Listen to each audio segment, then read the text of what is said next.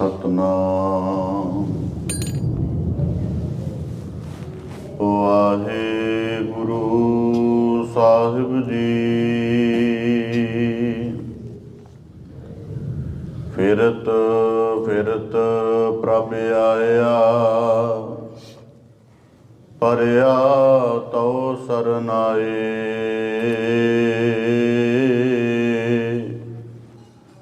ਨਾਨਕ ਕੀ ਪ੍ਰਭ ਬੇਨਤੀ, ਆਪਣੀ ਭਗਤੀ ਲਾਏ। ਫਿਰਤ ਫਿਰਤ ਪਹਿਟੇ ਜਨ ਸਾਧੂ, ਪੂਰੇ ਗੁਰ ਸਮਝਾਇਆ। ਆਨ ਸਗਲ ਬਿਦ ਕਾਮ ਨ ਆਵੇ, ਹਰ ਹਰ ਨਾਮ ਧਿਆਇਆ।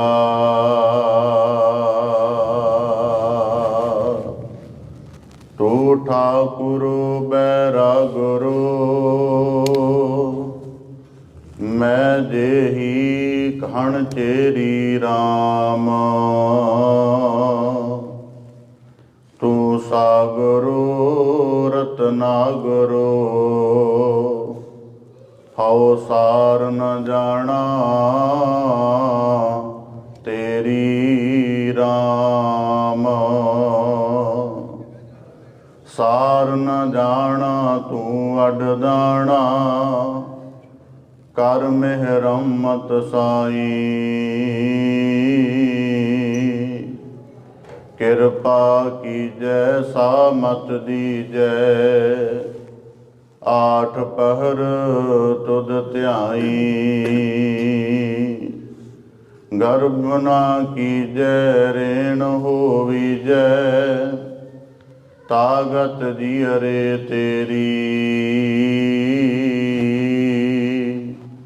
ਸਭ ਉਪਰ ਨਾਨਕ ਕਾ ਠਾਕੁਰ, ਮੈਂ ਦੇਹੀ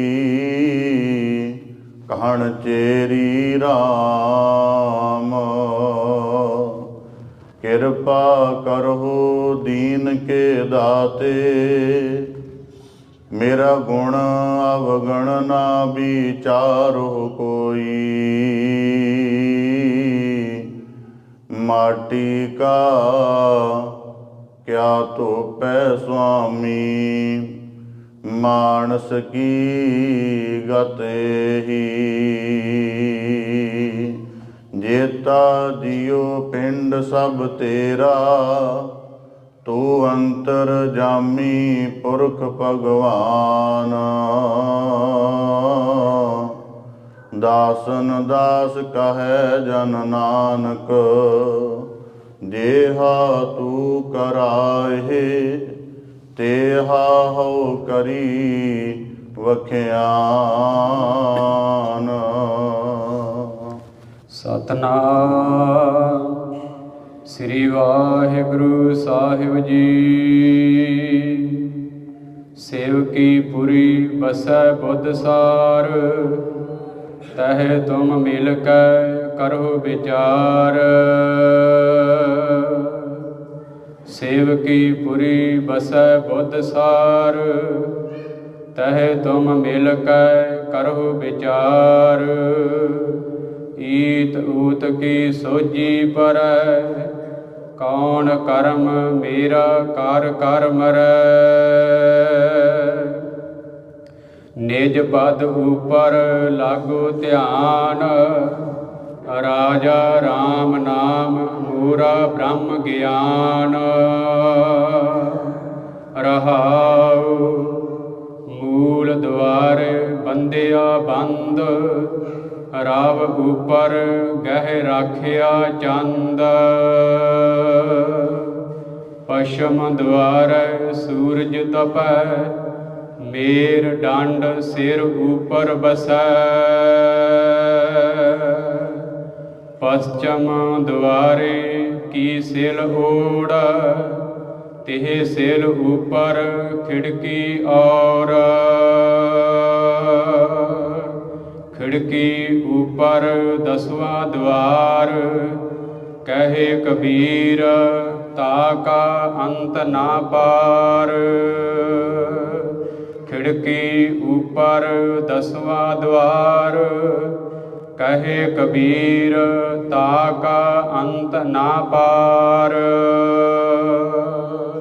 वाहिगुरु जी का खालसा, वाहिगुरु जी की फतेह। ਧੰਨ ਧੰਨ ਸਤਿਗੁਰੂ ਗੁਰੂ ਗਰੀਬ ਨਿਵਾਜ, ਕਿਰਪਾ ਨਿਧ ਦਇਆ ਨਿਧ, ਕਰੁਣਾ ਨਿਧ ਗੁਣ ਨਿਧ, ਅਗੰਮ ਅਗੋਚਰ ਪਾਰ ਬ੍ਰਹਮ ਪਰਮੇਸ਼ਵਰ। ਕੁੱਲ ਕਾਇਨਾਤ ਨੂੰ ਸ਼ਬਦ ਦੇ ਪ੍ਰਕਾਸ਼ ਨਾਲ ਨਿਵਾਜਣ ਵਾਲੇ ਸਤਿਗੁਰੂ ਸ੍ਰੀ ਗੁਰੂ ਗ੍ਰੰਥ ਸਾਹਿਬ ਜੀ ਦੀਨ ਦਇਆਲ ਪਾਤਸ਼ਾਹ, ਤਿਨਾਂ ਦੀ ਅਪਾਰ ਮਿਹਰਾਮਤ ਹੈ, ਅਥਾਹ ਬਖਸ਼ਿਸ਼ ਹੈ, ਅਪਾਰ ਕਰੁਣਾ ਹੈ ਸਤਿਗੁਰੂ ਸਾਹਿਬ ਜੀ ਕੀ, ਜੋ ਆਪ ਸਭ ਗੁਰਸਿੱਖ ਸਤਸੰਗੀ ਜਨ ਪਾਤਸ਼ਾਹ ਜੀ ਦੀ ਪਵਿੱਤਰ ਹਜ਼ੂਰੀ ਦੇ ਅੰਦਰ ਸਤਸੰਗਤ ਰੂਪ ਵਿੱਚ ਜੁੜ ਬੈਠ ਕੇ ਜਗਤ ਗੁਰੂ ਸਤਿਗੁਰੂ ਗੁਰੂ ਨਾਨਕ ਦੇਵ ਸਾਹਿਬ ਜੀ ਦੀ ਮੁਬਾਰਕ ਸ਼ੋਹ ਦੇ ਨਾਲ, ਮੁਬਾਰਕ ਚੋਜਾਂ ਦੇ ਨਾਲ ਬੰਦਗੀ, ਗਿਆਨ ਅਤੇ ਰੱਬੀ ਨਵਾਜ਼ਿਸ਼ਾਂ ਦੇ ਨਾਲ ਲਬਰੇਜ ਧਰਤੀ, ਪਵਿੱਤਰ ਧਰਤੀ ਸੁਲਤਾਨਪੁਰ ਲੋਧੀ ਵਿਖੇ ਗੁਰਦੁਆਰਾ ਸ੍ਰੀ ਬੇਰ ਸਾਹਿਬ ਜੀ ਵਿਖੇ ਸਤਿਗੁਰੂ ਗੁਰੂ ਨਾਨਕ ਦੇਵ ਸਾਹਿਬ ਜੀ ਦੀ ਮਿਹਰਾਮਤ ਨੂੰ ਮਾਣਦਿਆਂ, ਸਤਿਗੁਰੂ ਸਾਹਿਬ ਜੀ ਦੀ ਸਰਗੁਣੀ ਸ਼ੋਹ ਨਾਲ ਨਿਵਾਜੇ ਸਥਾਨਾਂ ਦੀ ਯਾਤਰਾ ਕਰਦਿਆਂ ਹੋਇਆਂ ਨਿਰਗੁਣ ਰੂਪ ਵਿੱਚ ਗੁਰੂ ਸ਼ਬਦ ਦੁਆਰਾ ਸਤਿਗੁਰੂ ਗੁਰੂ ਨਾਨਕ ਦੇਵ ਸਾਹਿਬ ਜੀ ਦੇ ਪਵਿੱਤਰ ਚਰਨਾਂ ਨਾਲ ਜੁੜਦਿਆਂ ਹੋਇਆਂ ਸਤ ਸੰਗਤ ਰੂਪ ਵਿੱਚ ਹਾਜ਼ਰੀ ਭਰ ਰਹੇ ਹੋ ਜੀ। ਬੜੇ ਹੀ ਸੁਭਾਗਸ਼ਾਲੀ ਹੋ। ਜੀਵਨ ਦਾ ਸਭ ਤੋਂ ਉੱਤਮ ਕਰਮ ਉਹ ਹੈ ਜਿਸ ਕਰਮ ਦੇ ਵਿੱਚ ਪ੍ਰਭੂ ਦੀ ਯਾਦ ਸਮਾਈ ਹੋਵੇ, ਜਿਸ ਕਰਮ ਦੇ ਵਿੱਚ ਨਿਰੰਕਾਰ ਦੇ ਯਾਦ ਆਉਣ ਦਾ ਤਸੱਵਰ ਵਸਿਆ ਹੋਵੇ। ਉਸ ਯਾਦ ਨੂੰ, ਉਸ ਕਰਮ ਨੂੰ ਸਮੁੱਚੀ ਅਧਿਆਤਮਕ ਜਗਤ ਦੀ ਅਨੁਭਵੀ ਪੁਰਸ਼ਾਂ ਨੇ ਸਭ ਤੋਂ ਉੱਤਮ ਕਿਹਾ ਹੈ। ਭਾਈ ਨੰਦ ਲਾਲ ਜੀ ਦਾ ਸੁੰਦਰ ਕਥਨ ਹੈ, ਦੌਲਤ ਜਾਵੀਦ ਬਾਸ਼ਦ ਬੰਦਗੀ, ਬੰਦਗੀ ਕੁਨ ਬੰਦਗੀ, ਕੁਨ ਬੰਦਗੀ। ਕਿ ਜੀਵਨ ਦੇ ਵਿੱਚ ਜਿਹੜੇ ਸਵਾਸ, ਜਿਹੜੇ ਕਰਮ ਉਹਦੀ ਯਾਦ, ਉਸਦੇ ਧਿਆਨ ਵਿੱਚ ਗੁਜ਼ਰ ਗਏ ਹਨ, ਉਹੀ ਸਭ ਤੋਂ ਉੱਤਮ ਹਨ। ਸੋ ਸਾਡੇ ਜੀਵਨ ਦਾ ਪਰਮ ਸੁਭਾਗ ਹੈ ਕਿ ਸਤਿਗੁਰੂ ਸਾਹਿਬ ਜੀ ਦੀ ਬਖਸ਼ਿਸ਼ ਨੂੰ ਮਾਣਦਿਆਂ ਹੋਇਆਂ ਗੁਰ ਹਜ਼ੂਰੀ ਵਿੱਚ ਬੜੀ ਭਾਵਨਾ, ਪ੍ਰੀਤ, ਪ੍ਰਤੀਤ, ਜਗਿਆਸਾ ਦੇ ਸਹਿਤ ਜੁੜ ਬੈਠੇ ਹਾਂ। ਸਤਿਗੁਰੂ ਸ੍ਰੀ ਗੁਰੂ ਗ੍ਰੰਥ ਸਾਹਿਬ ਜੀ ਦੀ ਪਰਮ ਬਖਸ਼ਿਸ਼ ਹੈ, ਜੋ ਰੋਜ਼ਾਨਾ ਆਪ ਦੀ ਪਾਵਨ ਬਾਣੀ ਦੀ ਲੜੀਵਾਰ ਵਿਚਾਰ ਸ਼ਰਵਣ ਕਰਕੇ ਸਤਿਗੁਰੂ ਸਾਹਿਬ ਜੀ ਪਾਸੋਂ ਸ਼ਬਦ ਗਿਆਨ, ਸ਼ਬਦ ਦਾ ਜੋ ਅਧਿਆਤਮਕ ਅਨੁਭਵ ਹੈ, ਜੋ ਸਾਡੇ ਅੰਦਰ ਗਿਆਨ ਦੇ ਪ੍ਰਕਾਸ਼ ਨੂੰ ਪੈਦਾ ਕਰਕੇ ਤ੍ਰੈ ਗੁਣੀ ਮਾਇਆ ਦੇ ਬੰਧਨਾਂ ਨੂੰ ਕੱਟ ਕੇ ਅੰਤਰ ਆਤਮੇ ਦੀ ਪਰਮਾਤਮ ਦੇ ਨਾਲ ਮਿਲਣ ਦੀ ਸੂਝ ਪੈਦਾ ਕਰਦਿਆਂ ਸ਼ਬਦ ਦਾ ਮਾਰਗ ਸਤਿਗੁਰੂ ਗੁਰੂ ਗ੍ਰੰਥ ਸਾਹਿਬ ਜੀ ਮਹਾਰਾਜ ਸਾਨੂੰ ਰੋਜ਼ਾਨਾ ਬਖਸ਼ਿਸ਼ ਕਰਦੇ ਹਨ। ਸੋ ਪਾਵਨ ਬਾਣੀ ਦੀ ਲੜੀਵਾਰ ਵਿਚਾਰ ਦੇ ਨਾਲ ਜੁੜਨ ਦਾ ਯਤਨ ਕਰੀਏ। ਵਿਚਾਰ ਆਰੰਭ ਕਰਨ ਤੋਂ ਪਹਿਲਾਂ ਮਨ ਬ੍ਰਿਤੀਆਂ ਨੂੰ ਇਕਾਗਰ ਕਰਦਿਆਂ ਹੋਇਆਂ ਸ਼ਬਦ ਦੇ ਨਾਲ ਸੁਰਤ ਦਾ ਸੰਗਮ ਕਰਨ ਦਾ ਯਤਨ ਕਰਦਿਆਂ ਬੜੇ ਅਦਬ ਸਹਿਤ ਉਚਾਰਨ ਕਰੋ ਜੀ। ਸਤਨਾਮ ਸ੍ਰੀ ਵਾਹਿਗੁਰੂ ਸਾਹਿਬ ਜੀ। ਸੇਵਕੀ ਪੁਰੀ ਬਸੈ ਬੁੱਧਸਾਰ। ਧੰਨ ਧੰਨ ਸਤਿਗੁਰੂ ਸ੍ਰੀ ਗੁਰੂ ਗ੍ਰੰਥ ਸਾਹਿਬ ਜੀ ਦੀ ਪਾਵਨ ਪਵਿੱਤਰ ਰਾਗਬੱਧ ਬਾਣੀ ਦੇ ਅੰਦਰ ਆਪ ਜੀ ਰਾਗ ਭੈਰੋ ਦੇ ਰੂਪ ਵਿੱਚ ਭਗਤ ਸਹਿਬਾਨਾਂ ਦੀ ਪਾਵਨ ਪਵਿੱਤਰ ਬਾਣੀ ਦੀ ਲੜੀਵਾਰ ਵਿਚਾਰ ਸ਼ਰਵਣ ਕਰ ਰਹੇ ਹੋ। ਸਤਿਗੁਰੂ ਸ੍ਰੀ ਗੁਰੂ ਗ੍ਰੰਥ ਸਾਹਿਬ ਜੀ ਦੇ ਵਿੱਚ ਜਦ ਭਗਤ ਸਹਿਬਾਨਾਂ ਦੀ ਪਾਵਨ ਬਾਣੀ ਦਾ ਅਸੀਂ ਪਾਠ ਕਰਦੇ ਹਾਂ, ਵਿਚਾਰ ਕਰਦੇ ਹਾਂ, ਤਾਂ ਸਭ ਤੋਂ ਵਧੇਕ ਬਾਣੀ ਭਗਤ ਸਹਿਬਾਨਾਂ ਦੇ ਵਿੱਚੋਂ ਭਗਤ ਕਬੀਰ ਸਾਹਿਬ ਜੀ ਦੀ ਪ੍ਰਾਪਤ ਹੁੰਦੀ ਹੈ। ਭਗਤ ਕਬੀਰ ਸਾਹਿਬ ਜੀ ਜਿਨ੍ਹਾਂ ਦੀ ਉਪਮਾ ਦੇ ਵਿੱਚ ਗੁਰਬਾਣੀ ਦੇ ਅੰਦਰ ਭਗਤ ਕਬੀਰ ਸਾਹਿਬ ਜੀ ਨੇ ਵੀ ਆਪਣੇ ਸ਼ਲੋਕਾਂ ਅੰਦਰ ਐਸਾ ਜ਼ਿਕਰ ਕੀਤਾ ਹੈ, ਕਬੀਰ ਜਾਤ ਜੁਲਾਹਾ ਕਿਆ ਕਰੈ ਹਿਰਦੈ ਬਸੈ ਗੋਪਾਲ। ਭਗਤ ਕਬੀਰ ਸਾਹਿਬ ਜੀ ਦੀ ਪਾਵਨ ਬਾਣੀ ਗੁਰੂ ਗ੍ਰੰਥ ਸਾਹਿਬ ਮਹਾਰਾਜ ਜੀ ਦੇ ਅੰਦਰ ਭੈਰੋ ਰਾਗ ਦੇ ਅੰਦਰ ਜੋ ਆਪ ਜੀ ਨੇ ਪਾਵਨ ਸ਼ਬਦ ਦਾ ਪਾਠ ਸ਼ਰਵਣ ਕੀਤਾ ਹੈ, ਇਸ ਪਾਵਨ ਸ਼ਬਦ ਦੇ 3 ਬੰਦ ਹਨ। ਤਾਂ ਭਗਤ ਕਬੀਰ ਸਾਹਿਬ ਜੀ ਇਸ ਪਾਵਨ ਸ਼ਬਦ ਦੇ ਅੰਦਰ ਜਦ ਅਸੀਂ ਰਹਾਉ ਵਾਲੇ ਬੰਦ ਨੂੰ ਵਾਚਦੇ ਹਾਂ ਤਾਂ ਭਗਤ ਕਬੀਰ ਸਾਹਿਬ ਜੀ ਨੇ ਬਖਸ਼ਿਸ਼ ਕੀਤੀ ਹੈ, ਨਿਜ ਪਦ ਉਪਰ ਲਾਗੋ ਧਿਆਨ। ਭਗਤ ਕਬੀਰ ਸਾਹਿਬ ਜੀ ਬਖਸ਼ਿਸ਼ ਕਰ ਰਹੇ ਹਨ ਇਸ ਸ਼ਬਦ ਦੇ ਅੰਦਰ ਉਸ ਟਿਕੀ ਹੋਈ ਅਧਿਆਤਮਕ ਅਵਸਥਾ ਦੀ, ਜਿਹੜੀ ਅਵਸਥਾ ਨੂੰ ਜਾਚਣ ਦੇ ਲਈ ਉਹਨਾਂ ਦੇ ਪਾਸ ਇੱਕ ਜੋਗੀ ਆਇਆ ਹੈ। ਭਗਤ ਕਬੀਰ ਸਾਹਿਬ ਜੀ ਦੇ ਪਾਸ ਇੱਕ ਜਗਿਆਸਾ ਪੂਰਨ ਜੋਗੀ ਆਇਆ, ਜਿਹੜਾ ਯੋਗ ਦੇ ਨਿਯਮਾਂ ਅਨੁਸਾਰ ਜੀਵਨ ਦੀ ਸਾਧਨਾ ਕਰਦਾ ਹੈ, ਜਿਸ ਦੇ ਜੀਵਨ ਦੇ ਵਿੱਚ ਯੋਗ ਦੇ ਮਾਰਗ ਤੇ ਚੱਲ ਕੇ ਪਰਮ ਪਦ ਪਾਉਣ ਦੀ ਅਭਿਲਾਸ਼ਾ ਹੈ। ਤੇ ਉਹ ਜੋਗੀ ਆ ਕੇ ਭਗਤ ਕਬੀਰ ਸਾਹਿਬ ਜੀ ਨੂੰ, ਕਿਉਂਕਿ ਉਹ ਵੱਡੇ ਅਧਿਆਤਮਿਕ ਅਨੁਭਵੀ ਹਨ, ਪਰਮੇਸ਼ਰ ਦੇ ਨਾਲ ਸੁਰਤ ਕਰਕੇ ਸਦਾ ਜੁੜੇ ਰਹਿੰਦੇ ਹਨ, ਤੇ ਉਹਨਾਂ ਦੇ ਗਿਆਨ ਰੂਪ ਪ੍ਰਕਾਸ਼ ਨੂੰ ਕਾਸ਼ੀ ਦੇ ਪੰਡਤਾਂ ਨੇ, ਕੁੱਲ ਲੋਕਾਈ ਨੇ ਵੀ ਮੰਨਿਆ ਹੈ, ਉਹਨੂੰ ਸਜਦਾ ਕੀਤਾ ਹੈ।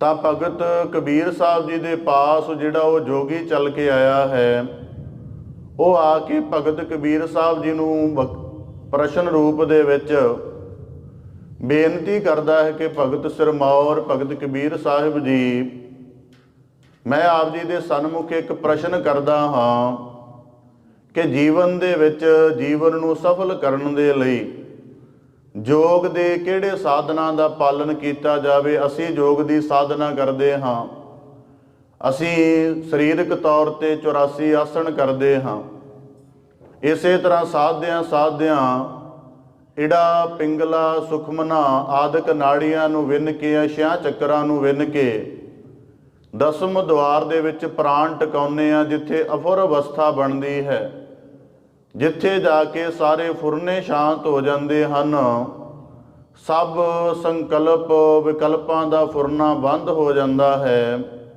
ਤਾਂ ਭਗਤ ਕਬੀਰ ਸਾਹਿਬ ਜੀ ਆਪ ਜੀ ਵੀ ਸ਼ਬਦ ਦੇ ਬੜੇ ਵੱਡੇ ਸਾਧਕ ਹੋ, ਆਪ ਜੀ ਦਾ ਜੀਵਨ ਵੀ ਪਰਮੇਸ਼ਵਰੀ ਗਿਆਨ ਦਾ ਵਹਿੰਦਾ ਹੋਇਆ ਸਾਗਰ ਹੈ। ਇਸ ਕਰਕੇ ਬਖਸ਼ਿਸ਼ ਕਰੋ ਸਾਨੂੰ ਜੀਵਾਂ ਨੂੰ। ਉਹ ਜੋਗੀ ਦਾ ਪ੍ਰਸ਼ਨ ਹੈ ਭਗਤ ਕਬੀਰ ਸਾਹਿਬ ਜੀ ਨੂੰ ਕਿ ਸਾਨੂੰ ਵੀ ਐਸੀ ਬਖਸ਼ਿਸ਼ ਕਰੋ ਕਿ ਆਪ ਜੀ ਕਿਹੜੇ ਯੋਗ ਦਾ ਧਿਆਨ ਧਰਦੇ ਹੋ, ਆਪ ਜੀ ਕਿੱਥੇ ਧਿਆਨ ਟਿਕਾਉਂਦੇ ਹੋ, ਆਪ ਜੀ ਦੇ ਪਾਸ ਯੋਗ ਸਾਧਨਾ ਦੇ ਕਿਹੜੇ ਐਸੇ ਮਾਰਗ ਦੇ ਐਸੇ ਕਿਹੜੇ ਸਾਧਨ ਹਨ, ਕਿਹੜੇ ਬਿੰਦੂ ਹਨ, ਜਿਨ੍ਹਾਂ ਦੀ ਸਾਧਨਾ ਕੀਤਿਆਂ ਹੋਇਆਂ ਜਿਹੜਾ ਚਿੱਤ ਹੈ ਨਿਰੋਲ ਪਰਮੇਸ਼ਰ ਨਾਲ ਜੁੜ ਜਾਂਦਾ ਹੈ, ਜਿੱਥੇ ਜਾ ਕੇ ਪਰਮ ਆਨੰਦ ਦੀ ਅਵਸਥਾ ਪ੍ਰਾਪਤ ਹੁੰਦੀ ਹੈ। ਕਿਰਪਾ ਕਰਕੇ ਸਾਨੂੰ ਵੀ ਉਸ ਮਾਰਗ ਦਾ ਵਰਣਨ ਬਖਸ਼ਿਸ਼ ਕਰੋ। ਤਾਂ ਭਗਤ ਕਬੀਰ ਸਾਹਿਬ ਜੀ ਉਸ ਜੋਗੀ ਨੂੰ ਬਖਸ਼ਿਸ਼ ਕਰਦਿਆਂ ਹੋਇਆਂ ਪਾਵਨ ਸ਼ਬਦ ਦੁਆਰਾ ਬਖਸ਼ਿਸ਼ ਕਰ ਰਹੇ ਹਨ। ਸ਼ਬਦ ਦਾ ਆਰੰਭ ਹੈ ਸਿਵ ਕੀ ਪਰੀ ਬਸੈ ਬੁੱਧ ਸਾਰ, ਕਿਉਂਕਿ ਭਗਤ ਕਬੀਰ ਸਾਹਿਬ ਜੀ ਨੇ ਇਸ ਪਾਵਨ ਸ਼ਬਦ ਦੇ ਅੰਦਰ ਜਿਹੜੀ ਯੋਗ ਮਤ ਦੀ ਸ਼ਬਦਾਵਲੀ ਹੈ, ਜਿਵੇਂ ਸਿਵ ਕੀ ਪੁਰੀ, ਇਸ ਨੂੰ 10ਮ ਦੁਆਰ ਦੇ ਨਾਲ ਸੰਬੋਧਿਤ ਕਰਦੇ ਹਨ। ਸ਼ਿਵ ਜਿਸ ਦੇ ਅਰਥ ਕਲਿਆਣ ਸਰੂਪ ਮੰਗਲ ਪਰਮਾਤਮਾ ਕੀਤੇ ਜਾਂਦੇ ਹਨ।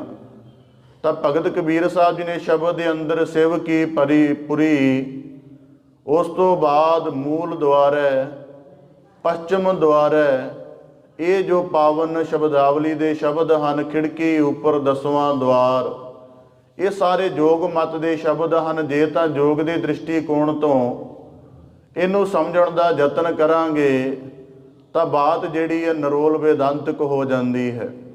ਪਰ ਕਿਉਂਕਿ ਸਤਿਗੁਰੂ ਸਾਹਿਬ ਜੀ ਨੇ ਬਾਣੀ ਅੰਦਰ, ਜਦੋਂ ਅਸੀਂ ਗੁਰੂ ਨਾਨਕ ਦੇਵ ਸਾਹਿਬ ਜੀ ਦੀ ਬਾਣੀ ਪੜ੍ਹਦੇ ਹਾਂ ਤਾਂ ਸਤਿਗੁਰੂ ਸਾਹਿਬ ਜੀ ਨੇ ਜਿੰਨੇ ਵੀ ਅਧਿਆਤਮਿਕ ਸ਼ਬਦਾਵਲੀ ਵਰਤੀ ਹੈ, ਜਿੰਨੇ ਵੀ ਗਿਆਨਮਈ ਸੰਕਲਪਾਂ ਦਾ ਪ੍ਰਯੋਗ ਬਾਣੀ ਦੇ ਅੰਦਰ ਕੀਤਾ ਹੈ, ਉਹਨਾਂ ਦੇ ਅੰਦਰ ਸ਼ਬਦ ਸੁਰਤ ਦੀ ਸਾਧਨਾ ਵਾਲੇ ਨਵੇਂ ਅਰਥਾਂ ਦਾ ਸਮਾਵੇਸ਼ ਸਤਿਗੁਰੂ ਸਾਹਿਬ ਜੀ ਨੇ ਬਾਣੀ ਦੇ ਅੰਦਰ ਕੀਤਾ ਹੋਇਆ ਹੈ।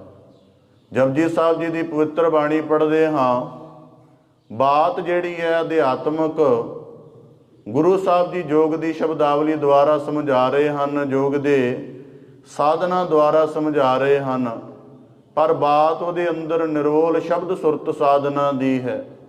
ਪਾਵਨ ਪੌੜੀਆਂ ਪੜ੍ਹਦੇ ਹਾਂ, ਮੁੰਦਾ ਸੰਤੋਖ ਸਰਮ ਪਤ ਝੋਲੀ, ਧਿਆਨ ਕੀ ਕਰਹਿ ਵਿਭੂਤ।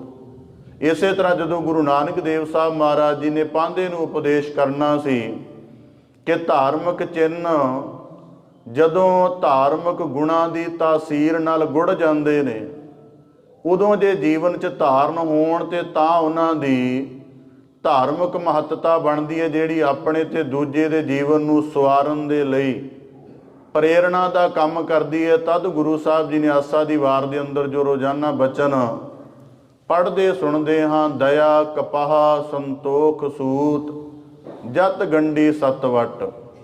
ਇਸੇ ਤਰ੍ਹਾਂ ਜਦੋਂ ਗੁਰੂ ਨਾਨਕ ਦੇਵ ਸਾਹਿਬ ਜੀ ਨੇ ਮੁਸਲਮਾਨ ਧਰਮ ਦੇ ਅਨੁਆਈਆਂ ਨੂੰ ਸੰਬੋਧਨ ਕੀਤਾ ਤਾਂ ਪਾਤਸ਼ਾਹ ਜੀ ਨੇ ਜੋ ਉਹਨਾਂ ਨੂੰ ਸ਼ਬਦ ਸੁਰਤ ਦੀ ਸਾਧਨਾ ਦਾ ਮਾਰਗ ਦਿਖਾਇਆ, ਸ਼ਬਦਾਵਲੀ ਤੇ ਸੰਕਲਪ ਉਹਨਾਂ ਦੇ ਹੀ ਹਨ। ਪਰ ਗੁਰੂ ਸਾਹਿਬ ਜੀ ਨੇ ਬਾਣੀ 'ਚ ਫਰਮਾਇਆ ਹੈ, ਪੰਜ ਨਿਵਾਜਾਂ ਵਖਤ ਪੰਜ, ਪੰਜਾ ਪੰਜੇ ਨਾਉ, ਪਹਿਲਾ ਸੱਚ ਹਲਾਲ ਦੋਏ, ਤੀਜਾ ਖੈਰ ਖੁਦਾਏ, ਚੌਥੀ ਨੀਅਤ ਰਾਸ, ਮਨ ਪੰਜਵੀਂ ਸਿਫਤ ਸਨਾਏ। ਭਾਵ ਕੇ ਕਹਿਣ ਤੋਂ ਭਾਵ ਇਹ ਹੈ ਕਿ ਗੁਰੂ ਨਾਨਕ ਦੇਵ ਸਾਹਿਬ ਜੀ ਨੇ ਚਾਹੇ ਕਿਸੇ ਮਤ ਦੇ, ਕਿਸੇ ਵੀ ਅਧਿਆਤਮਿਕ ਸਾਧਨਾ ਦੇ ਪੈਰੋਕਾਰ ਨਾਲ ਸੰਵਾਦ ਕੀਤਾ ਹੈ, ਜਾਂ ਭਗਤ ਸਾਹਿਬਾਨ ਜੀ ਨੇ ਉਹਨਾਂ ਨਾਲ ਸੰਵਾਦ ਕੀਤਾ ਹੈ, ਤੇ ਉਹਨਾਂ ਦੀ ਬੋਲੀ ਵਿੱਚ, ਉਹਨਾਂ ਦੇ ਸੰਕਲਪਾਂ ਵਿੱਚ ਹੀ ਆਪਣੇ ਜੋ ਸ਼ਬਦ ਗਿਆਨ ਦੇ ਨਰੋਲ ਨਵੀਨ ਅਰਥ ਹਨ, ਸਤਿਗੁਰੂ ਸਾਹਿਬ ਜੀ ਨੇ ਉਹਨਾਂ ਦਾ ਸਮਾਵੇਸ਼ ਕਰਕੇ ਉਹਨਾਂ ਨੂੰ ਸਮਝਾਇਆ ਹੈ। ਤਾਂ ਭਗਤ ਕਬੀਰ ਸਾਹਿਬ ਜੀ ਵੀ ਅੱਜ ਦੇ ਇਸ ਪਾਵਨ ਸ਼ਬਦ ਅੰਦਰ ਜਦ ਨਿਜ ਪਦ ਦੀ ਬਾਤ ਕਰ ਰਹੇ ਹਨ, ਸਾਨੂੰ ਜੀਵਾਂ ਨੂੰ ਕਲਿਆਣਕਾਰੀ ਉਪਦੇਸ਼ ਬਖਸ਼ਿਸ਼ ਕਰ ਰਹੇ ਹਨ, ਤਾਂ ਭਗਤ ਕਬੀਰ ਸਾਹਿਬ ਜੀ ਦਾ ਪਾਵਨ ਵਾਕ ਹੈ। ਕਿਉਂਕਿ ਰਹਾਉ ਵਾਲੇ ਬੰਦ ਦੁਆਰਾ ਸ਼ਬਦ ਦਾ ਸਾਰਾ ਕੇਂਦਰੀ ਭਾਵ ਭਗਤ ਕਬੀਰ ਸਾਹਿਬ ਜੀ ਨੇ ਪ੍ਰਗਟ ਕੀਤਾ ਹੈ।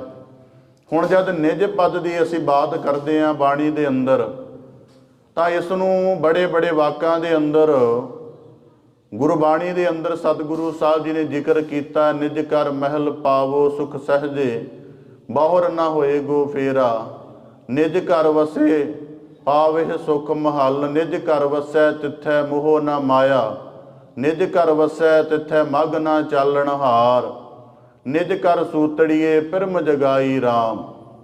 ਪਾਵਨ ਆਦਿਕ ਵਾਕਾਂ ਦੇ ਅੰਦਰ ਗੁਰੂ ਸਾਹਿਬ ਜੀ ਨੇ ਨਿਜ ਘਰ ਦੀ ਬਾਤ ਕੀਤੀ ਹੈ।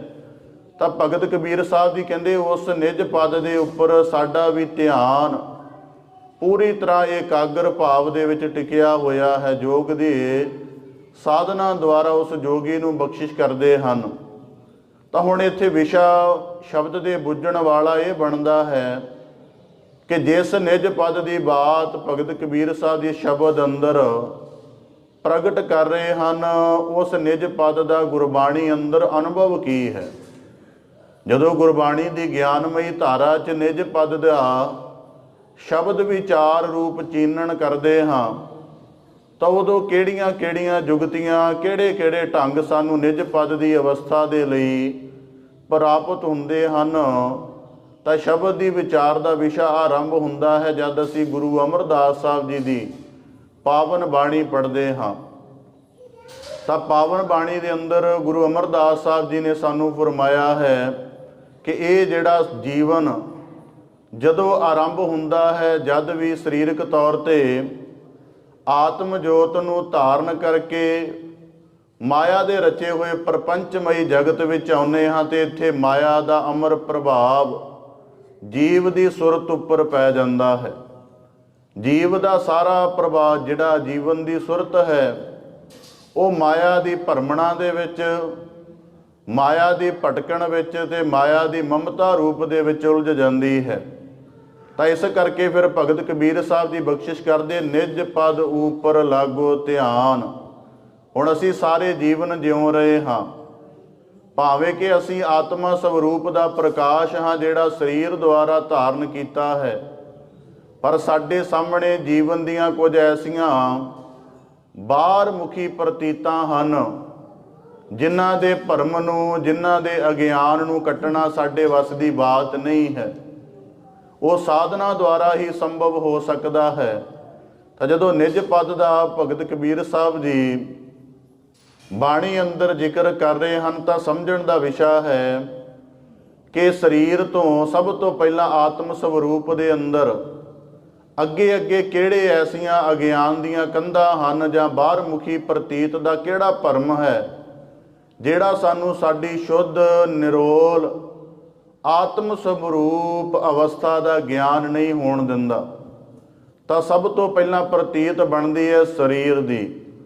ਜਿਵੇਂ ਯੋਗ ਸਾਧਨਾ ਵਾਲਿਆਂ ਨੇ ਵੀ 84 ਆਸਣ ਪ੍ਰਮੁੱਖ ਰੱਖੇ ਹਨ, ਤਾਂ ਉਹਨਾਂ ਨੇ ਸਰੀਰ ਦੇ ਪ੍ਰਮੁੱਖ ਰੱਖੇ ਹਨ। ਤਾਂ ਭਗਤ ਕਬੀਰ ਸਾਹਿਬ ਜੀ ਕਹਿੰਦੇ ਜਿਹੜੀ ਸਰੀਰ ਦੀ ਬਾਹਰ ਮੁਖੀ ਪ੍ਰਤੀਤ ਹੈ ਨਾ, ਕਿ ਸਰੀਰ ਜਿਹੜਾ ਪੰਜ ਤੱਤ ਤੋਂ ਨਿਰਮਾਣ ਹੋਇਆ ਹੈ, ਜਿਹਦੇ ਅੰਦਰ ਮਿੱਝ ਮਾਸ ਦੇ ਨਾਲ ਹੱਡੀਆਂ ਦਾ ਸੰਗਮ ਬਣਿਆ ਹੈ, 72,000 ਨਾੜੀਆਂ ਇਹਦੇ ਅੰਦਰ ਆਪਣਾ ਆਪਣਾ ਪ੍ਰਵਾਹ ਚਲਾ ਰਹੀਆਂ ਹਨ। ਤਾਂ ਭਗਤ ਕਬੀਰ ਸਾਹਿਬ ਦੀ ਬਖਸ਼ਿਸ਼ ਕਰਦੇ ਹਨ ਕਿ ਸਭ ਤੋਂ ਪਹਿਲਾਂ ਸਰੀਰ ਦੀ ਜਿਹੜੀ ਬਾਹਰ ਮੁਖੀ ਪ੍ਰਤੀਤ ਹੈ, ਉਹ ਜੀਵ ਦੇ ਲਈ ਭਰਮ ਹੈ ਜਿਹੜਾ ਨਿਜ ਪਦ ਦੇ ਵਿੱਚ ਟਿਕਣ ਦੇ ਵਿੱਚ ਬਾਧਾ ਪੈਦਾ ਕਰਦੀ ਹੈ। ਹੁਣ ਇਸ ਗੱਲ ਦਾ ਵਿਸਥਾਰ ਕਿਸ ਪ੍ਰਕਾਰ ਹੈ ਕਿ ਜਦ ਅਸੀਂ ਨਿਜ ਪਦ ਦਾ ਖਿਆਲ ਕਰਦੇ ਹਾਂ, ਤਾਂ ਮਨੁੱਖ ਸਭ ਤੋਂ ਪਹਿਲਾਂ ਆਪਣੇ ਸਰੀਰ ਦੁਆਰਾ ਜਗਤ ਵਿੱਚ ਭਟਕਦਾ ਹੈ। ਕਿਉਂਕਿ ਜਿਸ ਦਿਨ ਜਨਮ ਹੋਇਆ, ਮਾਤਾ ਦੇ ਹੱਥਾਂ ਦੁਆਰਾ ਪਹਿਲਾ ਸਪਰਸ਼ ਹੋਇਆ, ਸੰਸਾਰ ਦੇ ਵਿੱਚ ਚੱਲ ਰਹੇ ਨਾਦ ਦੇ ਵਿੱਚੋਂ ਕੋਈ ਆਵਾਜ਼ ਜਿਹਦੇ ਵਿੱਚ ਮੇਰਾ ਪੁੱਤਰ, ਮੇਰਾ ਬੱਚਾ, ਮੇਰੀ ਕੁੱਲ ਦਾ ਦੀਪਕ ਸੁਣੇ ਸ਼ਬਦ, ਇਹਨਾਂ ਨੇਤਰਾਂ ਦੁਆਰਾ ਸੰਸਾਰ ਦੇ ਰਚੇ ਹੋਏ ਅਚਰਜ ਵਿਡਾਣ ਨੂੰ ਤੱਕਿਆ, ਤਾਂ ਉਸ ਸਮੇਂ ਜੀਵ ਨੂੰ ਇਹ ਭਰਮ ਸਿਰਜਿਆ ਗਿਆ ਉਹਦੇ ਮਨ ਅੰਦਰ, ਉਹਦੀ ਅਚੇਤ ਸੁਰਤ ਦੇ ਅੰਦਰ, ਕਿ ਸ਼ਾਇਦ ਆ ਦਿਸਦਾ ਹੋਇਆ ਜਗਤ ਹੀ ਅਸਲ ਹੈ। ਸ਼ਾਇਦ ਆ ਨਜ਼ਰ ਆਉਂਦਾ ਹੋਇਆ ਜਿਹੜਾ ਮਾਇਆ ਦਾ ਸਥੂਲ ਪਸਾਰਾ ਹੈ, ਜਿਹੜਾ ਹੁਕਮੀ ਨੇਮ 'ਚ ਚੱਲ ਰਿਹਾ ਹੈ, ਸ਼ਾਇਦ ਇਹੋ ਹੀ ਅੰਤਮ ਹੈ। ਤੇ ਜਦੋਂ ਇਸ ਗੱਲ ਦਾ ਜ਼ਿਕਰ ਆਇਆ, ਤੇ ਫਿਰ ਮਨੁੱਖ ਦੀ ਜਿਹੜੀ ਸੁਰਤ ਹੈ ਉਹ ਨਿਰੋਲ ਸਰੀਰ ਦੇ ਬਾਹਰ ਮੁਖੀ ਪਸਾਰੇ ਦੇ ਆਲੇ ਦੁਆਲੇ ਅਟਕ ਜਾਂਦੀ ਹੈ। ਇਸ ਕਰਕੇ ਫਿਰ ਜੀਵਨ ਦੇ ਵਿੱਚ ਅਸੀਂ ਸਾਰੇ ਜੀਵਨ ਜਿਉ ਰਹੇ ਹਾਂ, ਪਰ ਸਾਰਿਆਂ ਦੇ ਜੀਵਨ 'ਚ ਸਰੀਰ ਦੀ ਬਾਹਰ ਮੁਖੀ ਪ੍ਰਤੀਤ ਬਣੀ ਰਹਿੰਦੀ ਹੈ। ਕਾਇਆ ਕਰਕੇ ਭੁੱਖ ਲੱਗਦੀ ਹੈ, ਕਾਇਆ ਦੇ ਵਿੱਚ ਫਿਰ ਜਦੋਂ ਹੌਲੀ ਹੌਲੀ ਮਨ ਵਿਆਪਤ ਹੋ ਜਾਂਦਾ ਹੈ, ਫਿਰ ਕਾਇਆ ਇਕੱਲੀ ਸਰੀਰਕ ਭੁੱਖਾਂ ਦਾ ਘਰ ਨਹੀਂ ਰਹਿ ਜਾਂਦੀ, ਕਾਇਆ ਫਿਰ ਮਾਨਸਿਕ ਭੁੱਖਾਂ ਦਾ ਵੀ ਘਰ ਬਣ ਜਾਂਦੀ। ਇਸ ਕਰਕੇ ਭਗਤ ਕਬੀਰ ਸਾਹਿਬ ਜੀ ਫਰਮਾਉਂਦੇ ਹਨ ਕਿ ਨਿਜ ਪਦ ਦੀ ਅਵਸਥਾ ਦੇ ਲਈ ਜਿਹੜਾ ਸਰੀਰ ਹੈ ਇਹ ਭਰਮ ਦਾ ਕਰਮ ਕਰਦਾ ਹੈ, ਤੇ ਸਰੀਰ ਦਾ ਦੁੱਖ ਵਾਲਾ, ਭੁੱਖ ਵਾਲਾ, ਵਕਾਰਾਂ ਨੂੰ ਭੋਗਣ ਵਾਲਾ ਭਰਮ ਮਿਟ ਜਾਵੇ, ਤਾਂ ਕਰਕੇ ਭਗਤ ਕਬੀਰ ਸਾਹਿਬ ਜੀ ਕਹਿੰਦੇ ਫਿਰ ਸਾਧਨਾ ਹੁੰਦੀ ਹੈ। ਇਸ ਕਰਕੇ ਗੁਰਬਾਣੀ ਦੇ ਅੰਦਰ ਅਸੀਂ ਪਾਵਨ ਬਾਣੀ ਪੜ੍ਹਦੇ ਹਾਂ, ਤਾਂ ਗੁਰੂ ਸਾਹਿਬ ਜੀ ਨੇ ਉਹਦੇ ਵਿੱਚ ਬੜਾ ਸੁੰਦਰ ਜ਼ਿਕਰ ਕੀਤਾ, ਬ੍ਰਹਮ ਗਿਆਨੀ ਕਾ ਭੋਜਨ ਗਿਆਨ। ਕਿ ਉਹ ਜੇ ਕੇਵਲ ਜਾਂ ਗੁਰੂ ਸਾਹਿਬ ਜੀ ਦੀ ਪਾਵਨ ਬਾਣੀ ਪੜ੍ਹਦੇ, ਉਹਦੇ ਵਿੱਚ ਵੀ ਜ਼ਿਕਰ ਆਉਂਦਾ ਹੈ, ਸਾਚਾ ਨਾਮ ਮੇਰਾ ਆਧਾਰੋ, ਸਾਚ ਨਾਮ ਆਧਾਰ ਮੇਰਾ, ਜਿਨ ਭੁੱਖਾਂ ਸਭ ਗਵਾਈਆਂ। ਕਿ ਜਿੰਨਾ ਚਿਰ ਸਰੀਰ ਦਾ ਰੈਲਮ ਨਹੀਂ ਟੁੱਟਦਾ, ਜਿੰਨਾ ਚਿਰ ਸਰੀਰਕ ਭੁੱਖ ਤੇ ਸਰੀਰਕ ਵਕਾਰ, ਜਿੰਨਾ ਚਿਰ ਜੀਵਨ ਦੇ ਵਿੱਚੋਂ ਮੱਧਮ ਨਹੀਂ ਹੁੰਦੇ, ਉਹਨਾਂ ਚਿਰ ਸਾਨੂੰ ਆਪਣੀ ਸ਼ੁੱਧ ਨਿਰੋਲ ਆਤਮ ਸਵਰੂਪ ਅਵਸਥਾ ਦਾ ਗਿਆਨ ਨਹੀਂ ਹੋ ਸਕਦਾ। ਇਸ ਕਰਕੇ ਭਗਤ ਕਬੀਰ ਸਾਹਿਬ ਜੀ ਕਹਿੰਦੇ ਉਸ ਜੋਗੀ ਨੂੰ ਕਿ ਪਹਿਲਾਂ ਆਪਣੀ ਸਰੀਰ ਦੀ ਸਾਧਨਾ ਕਰਨੀ, ਭਾਵ ਕਿ ਸਰੀਰ ਨਾਸ਼ਵਾਨ ਹੈ, ਤੇ ਨਾਸ਼ਵਾਨ ਸਰੀਰ ਦੀ ਨਾ ਤਾਂ ਹੰਗਤਾ ਪਾਲਣੀ ਹੈ, ਨਾ ਹੀ ਨਾਸ਼ਵਾਨ ਸਰੀਰ ਨੂੰ ਸਦੀਵੀ ਮੰਨ ਕੇ ਇਸ ਜਗਤ ਵਿੱਚ ਇੰਜ ਰਹਿਣਾ ਹੈ ਕਿ ਸ਼ਾਇਦ ਕਦੇ ਇੱਥੋਂ ਜਾਣਾ ਹੀ ਨਹੀਂ, ਤੇ ਨਾ ਹੀ ਇਸ ਨਾਸ਼ਵਾਨ ਸਰੀਰ ਦੇ ਨਾਲ ਉਹ ਕਰਮਸ਼ੀਲਤਾ ਆਪਣੇ ਪੱਲੇ ਬੰਨਣੀ ਹੈ ਜਿਹੜੀ ਕਰਮਸ਼ੀਲਤਾ ਬਾਅਦ ਦੇ ਵਿੱਚ ਅਵਗੁਣਾਂ ਤੇ ਗੁਨਾਹਾਂ ਨਾਲ ਭਰੀ ਹੋਵੇ। ਇਸ ਕਰਕੇ ਭਗਤ ਕਬੀਰ ਸਾਹਿਬ ਜੀ ਉਸ ਜੋਗੀ ਨੂੰ ਉਪਦੇਸ਼ ਬਖਸ਼ਿਸ਼ ਕਰਦੇ ਹਨ ਕਿ ਨਿਜ ਪਦ ਦੇ ਲਈ ਪਹਿਲਾਂ ਸਰੀਰ ਦਾ ਨਾਸ਼ਵਾਨ ਹੋਣ ਦਾ ਤੇ ਬਾਹਰ ਮੁਖੀ ਹੋਣ ਦੀ ਪ੍ਰਤੀਤ ਤੋੜਨੀ ਪਵੇਗੀ। ਤੇ ਜਦੋਂ ਟੁੱਟਦੀ ਹੈ ਫਿਰ ਕੀ ਹੁੰਦਾ ਹੈ? ਇਹਦੇ ਟੁੱਟਣ ਦੇ ਨਾਲ ਫਿਰ ਮਨੁੱਖ ਨੂੰ ਇਹ ਗੱਲ ਸਪਸ਼ਟ ਹੋ ਜਾਂਦੀ ਹੈ ਕਿ ਸਰੀਰ ਕੇਵਲ ਆਤਮਾ ਦੇ ਵਿਚਰਨ ਦਾ ਸਾਧਨ ਹੈ। ਸਰੀਰ ਅੰਤਮ ਵਸਤੂ ਨਹੀਂ ਹੈ, ਕਾਇਆ ਅੰਤਮ ਵਸਤੂ ਨਹੀਂ ਹੈ। ਫਿਰ ਕਾਇਆ ਤੋਂ ਅੱਗੇ ਭਰਮ ਆ ਜਾਂਦਾ ਹੈ ਮਨ ਦਾ। ਹੁਣ ਮਨ ਕਦ ਬਣਦਾ ਹੈ? ਜਦ ਜੀਵਨ ਆਰੰਭ ਹੋ ਜਾਂਦਾ ਤੇ ਰਚੇ ਹੋਏ ਪ੍ਰਪੰਚ ਵਿੱਚ ਜਿਹੜੀ ਸੁਰਤ ਆਪਣਾ ਪ੍ਰਕਾਸ਼ ਅੱਖਾਂ ਦੁਆਰਾ, ਕੰਨਾਂ ਦੁਆਰਾ ਸੁਣ ਕੇ ਕਰਦੀ ਹੈ, ਚਮੜੀ ਦੁਆਰਾ ਸਪਰਸ਼ ਕਰਕੇ ਕਰਦੀ ਹੈ, ਤਾਂ ਫਿਰ ਉਦੋਂ ਜੀਵ ਵੀ ਬਾਹਰ ਵਾਲੀ ਜਿਹੜੀ ਮਾਇਆ ਹੈ ਉਹਦੇ ਵਿੱਚ ਰਚੇ ਹੋਣ ਦੇ ਕੇਂਦਰ ਬਿੰਦੂ ਲੱਭ ਲੈਂਦਾ ਹੈ। ਕਿੰਨੀਆਂ ਸੂਰਤਾਂ ਅਸੀਂ ਰੋਜ਼ਾਨਾ ਦੇਖਦੇ ਹਾਂ, ਸਾਰੀਆਂ ਪਰਮੇਸ਼ਰ ਦੀਆਂ ਰਚੀਆਂ ਹੋਈਆਂ ਹਨ, ਪਰ ਮਨ ਜਦੋਂ ਮਾਇਆ ਤੋਂ ਪ੍ਰੇਰਿਤ ਹੋ ਜਾਂਦਾ ਹੈ ਤਾਂ ਇਹ ਫਿਰ ਸਾਡੇ ਨੇਤਰਾਂ ਨੂੰ ਵਾਸਨਾ ਦੀ ਮੈਲ ਲਾ ਦਿੰਦਾ ਹੈ, ਸਾਡੇ ਕੰਨਾਂ ਨੂੰ ਨਿੰਦਿਆ ਮਲ ਲਾ ਦਿੰਦਾ ਹੈ। ਇਸ ਕਰਕੇ ਭਗਤ ਕਬੀਰ ਸਾਹਿਬ ਜੀ ਕਹਿੰਦੇ ਸਰੀਰ ਦੀ ਬਾਹਰ ਮੁਖੀ ਪ੍ਰਤੀਤ ਤੋੜਨ ਤੋਂ ਬਾਅਦ ਜਦੋਂ ਸ਼ਬਦ ਦੀ ਸਾਧਨਾ ਦੇ ਨਾਲ ਮਨ ਨੂੰ ਇਹਨਾਂ ਸਾਰੇ ਦੁਆਰਿਆਂ ਦੁਆਰਾ ਭਟਕਣ ਤੋਂ ਵਰਜਿਆ ਜਾਂਦਾ ਹੈ, ਮਨ ਨੂੰ ਜਦੋਂ ਹਰੀ ਨਾਮ ਸ਼ਬਦ ਦੀ ਸਾਧਨਾ ਦੇ ਨਾਲ ਕੇਂਦਰ ਦੇ ਵਿੱਚ ਲਿਆਇਆ ਜਾਂਦਾ ਹੈ ਤੇ ਮਨ ਜਦੋਂ ਸਾਰੇ ਵਿਕਾਰਾਂ ਤੋਂ ਰਹਿਤ ਹੋ ਕੇ ਕਰਮ ਇੰਦਰੀਆਂ ਗਿਆਨ ਇੰਦਰੀਆਂ ਦੀ ਭਟਕਣ ਤੋਂ ਬਾਹਰ ਹੋ ਕੇ ਆਪਣੇ ਅਸਲ ਵਿੱਚ ਆ ਕੇ ਸਮਾ ਜਾਂਦਾ ਤੇ ਭਗਤ ਕਬੀਰ ਸਾਹਿਬ ਜੀ ਕਹਿੰਦੇ ਉਦੋਂ ਫਿਰ ਜਿਹੜਾ ਹੈ ਮਨ ਦੀ ਵੀ ਮਾਇਆ ਵਾਲੀ ਪ੍ਰਤੀਤ ਟੁੱਟ ਜਾਂਦੀ ਹੈ। ਜੀਵ ਸਮਝ ਜਾਂਦਾ ਹੈ ਕਿ ਮਨ ਤਾਂ ਮਾਇਆ ਤੋਂ ਉਪਜਿਆ ਸੀ ਤੇ ਮਾਇਆ ਤੋਂ ਉਪਜਿਆ ਹੋਇਆ ਨਿਰੋਲ ਜਿਹੜਾ ਹੈ ਉਹ ਅਗਿਆਨ ਜਿਵੇਂ ਹਨੇਰੇ ਵਿੱਚ ਰੱਸੀ ਸੱਪ ਭਾਸਦੀ ਹੈ, ਇੰਜ ਜਿਹੜਾ ਮਨ ਮਾਇਆ 'ਚ ਭਰਮਿਆ ਉਹਨੂੰ ਬਾਹਰ ਮੁਖੀ ਪ੍ਰਤੀਤ ਹੀ ਸਹੀ ਲੱਗਦੀ ਹੈ।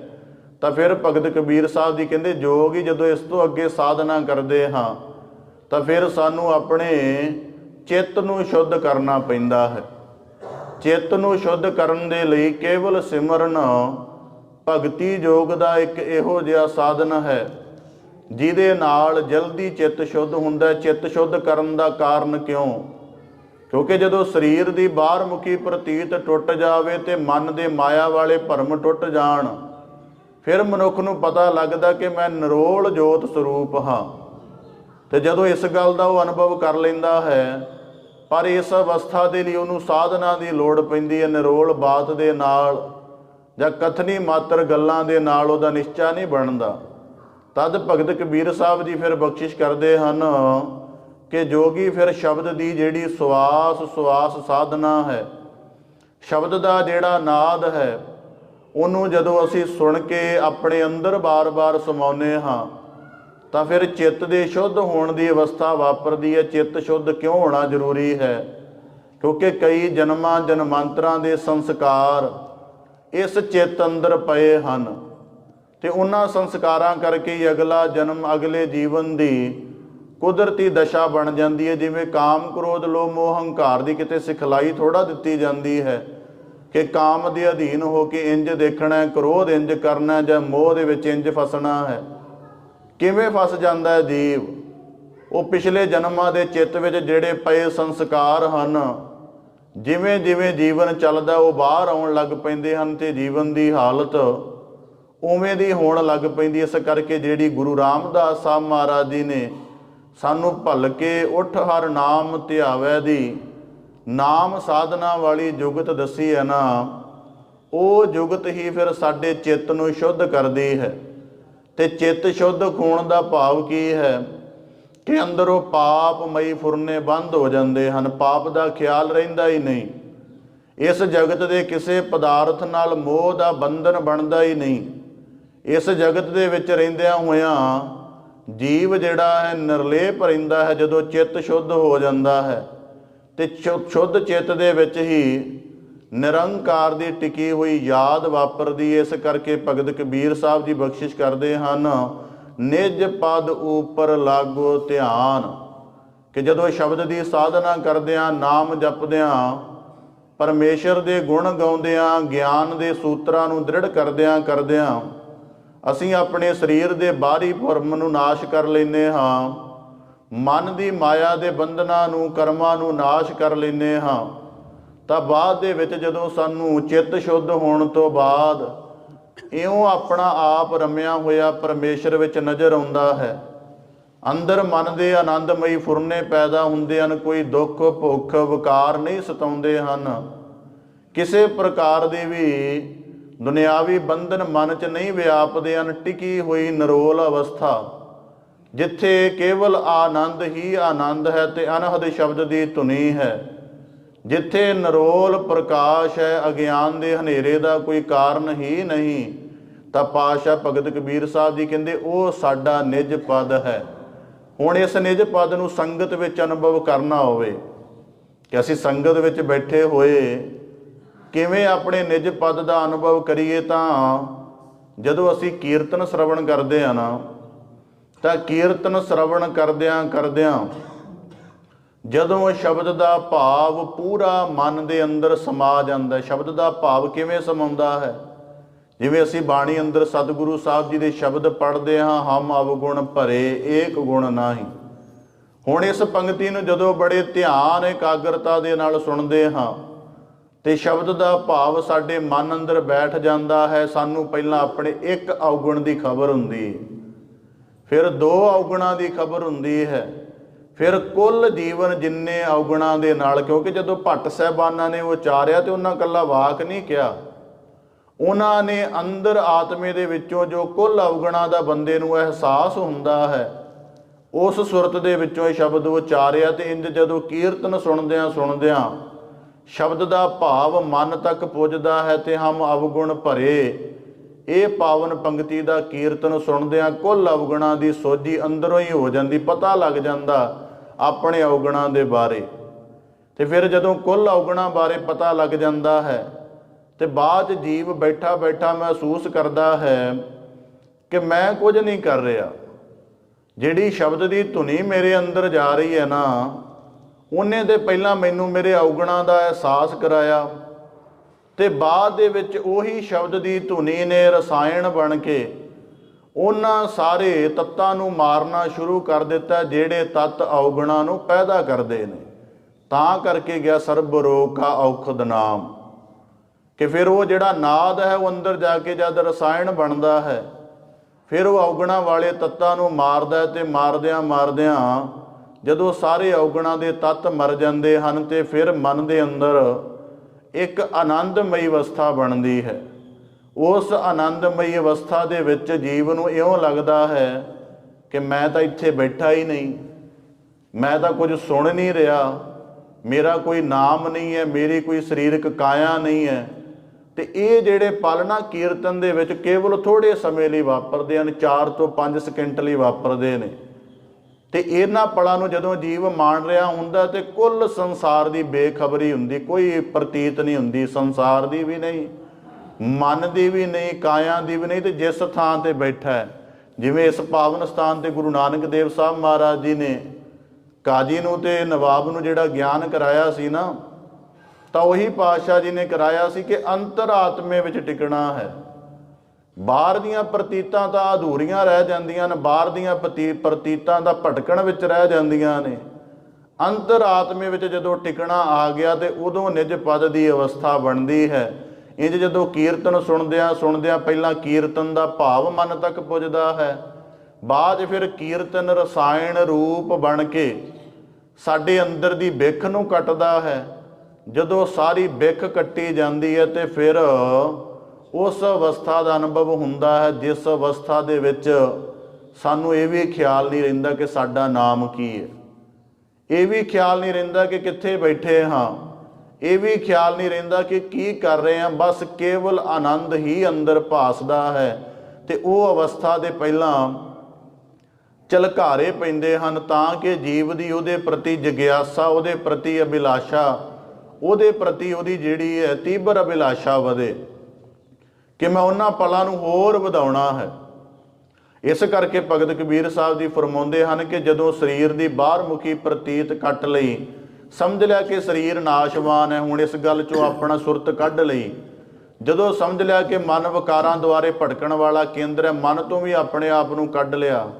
ਜਦੋਂ ਪੂਰਬਲੇ ਜਨਮਾਂ ਦੇ ਸੰਸਕਾਰਾਂ ਵਿੱਚੋਂ ਚਿੱਤ ਨੂੰ ਵੀ ਕੱਢ ਲਿਆ, ਤੇ ਜਿਹੜੀ ਸ਼ੁੱਧ ਨਿਰੋਲ ਅਵਸਥਾ ਹੈ, ਜਿਹੜੀ ਕੇਵਲ ਆਨੰਦ ਰੂਪ ਹੁੰਦੀ ਹੈ, ਤੇ ਬਾਣੀ ਅੰਦਰ ਉਹਨੂੰ ਪੰਜ ਸ਼ਬਦ ਦੇ ਨਾਲ ਬਿਆਨਿਆ ਗਿਆ। ਜਿਵੇਂ ਗੁਰੂ ਅਮਰਦਾਸ ਸਾਹਿਬ ਮਹਾਰਾਜ ਜੀ ਨੇ ਫਰਮਾਇਆ ਹੈ, ਵਾਜੇ ਪੰਜ ਸ਼ਬਦ ਤਿਤ ਘਰ ਸੁਭਾਗੈ, ਕਿ ਉਹ ਜੋਗੀਆਂ ਵਾਲੀ ਕੈਵਲਿਆ ਦੀ ਕੋਈ ਖੁਸ਼ਕੀ ਵਾਲੀ ਅਵਸਥਾ ਨਹੀਂ ਹੈ ਕਿ ਜਿੱਥੇ ਜਾ ਕੇ ਕੇਵਲ ਚਿੱਤ ਬਿਰਤੀਆਂ ਸ਼ਾਂਤ ਹੋ ਜਾਂਦੀਆਂ ਨੇ ਜਾਂ ਫੁਰਨੇ ਸ਼ਾਂਤ ਹੋ ਜਾਂਦੇ ਨੇ। ਗੁਰਮਤ ਦੇ ਵਿੱਚ ਉਹ ਉਸ ਅਵਸਥਾ 'ਤੇ ਜਾ ਕੇ ਸ਼ਬਦ ਦਾ ਨਾਦ ਸੁਣਦਾ ਹੈ। ਉਹ ਸ਼ਬਦ ਦਾ ਨਾਦ ਜਿਹੜਾ ਫਿਰ ਬਾਣੀ ਬਣ ਕੇ ਗੁਰੂ ਸਾਹਿਬਾਨਾਂ ਦੁਆਰਾ ਪ੍ਰਗਟ ਹੁੰਦਾ ਹੈ। ਇਸ ਕਰਕੇ ਭਗਤ ਕਬੀਰ ਸਾਹਿਬ ਜੀ ਬਖਸ਼ਿਸ਼ ਕਰਦੇ ਹਨ, ਨਿਜ ਪਦ ਉੱਪਰ ਲਾਗੋ ਧਿਆਨ, ਤੇ ਕਿਸੇ ਇੱਕ ਬਿੰਦੂ ਦੇ ਉੱਪਰ ਆਪਣੇ ਆਪ ਨੂੰ ਟਿਕਾਉਣ ਦੀ ਅਵਸਥਾ ਨੂੰ ਧਿਆਨ ਆਖਦੇ ਹਨ।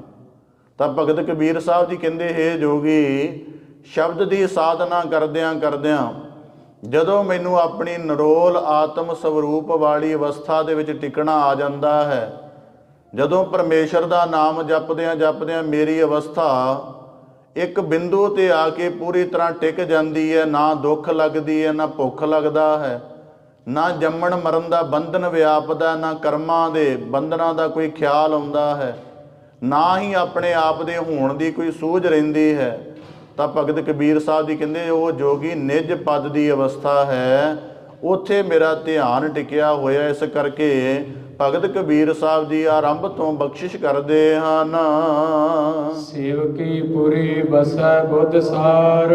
ਤੇ ਹੁਣ ਬਖਸ਼ਿਸ਼ ਕਰਦੇ ਹਨ ਕਿ ਜੋਗੀ ਜਿਹੜਾ ਸ਼ਿਵਪੁਰੀ ਨੂੰ ਮੰਨਦੇ ਹਨ, ਉਹਨਾਂ ਨੇ ਦਸਮ ਦੁਆਰੇ ਦੇ ਲਈ ਸ਼ਬਦ ਬਣਾਇਆ ਹੋਇਆ ਹੈ ਸ਼ਿਵਪੁਰੀ, ਭਾਵ ਕਿ ਕਲਿਆਣ ਸਵਰੂਪ ਪਰਮਾਤਮਾ। ਦੇ ਭਗਤ ਕਬੀਰ ਸਾਹਿਬ ਜੀ ਕਹਿੰਦੇ ਸਾਡੀ ਸ਼ਿਵਪੁਰੀ ਕਿਹੜੀ ਹੈ?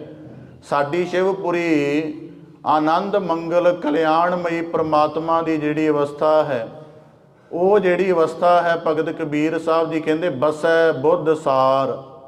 ਉਹ ਸ਼੍ਰੇਸ਼ਟ ਜੋਗੀ ਲੋਕ ਜਿਹੜੇ ਹਨ ਉਸ ਅਵਸਥਾ ਦੇ ਵਿੱਚ ਵਸਦੇ ਹਨ।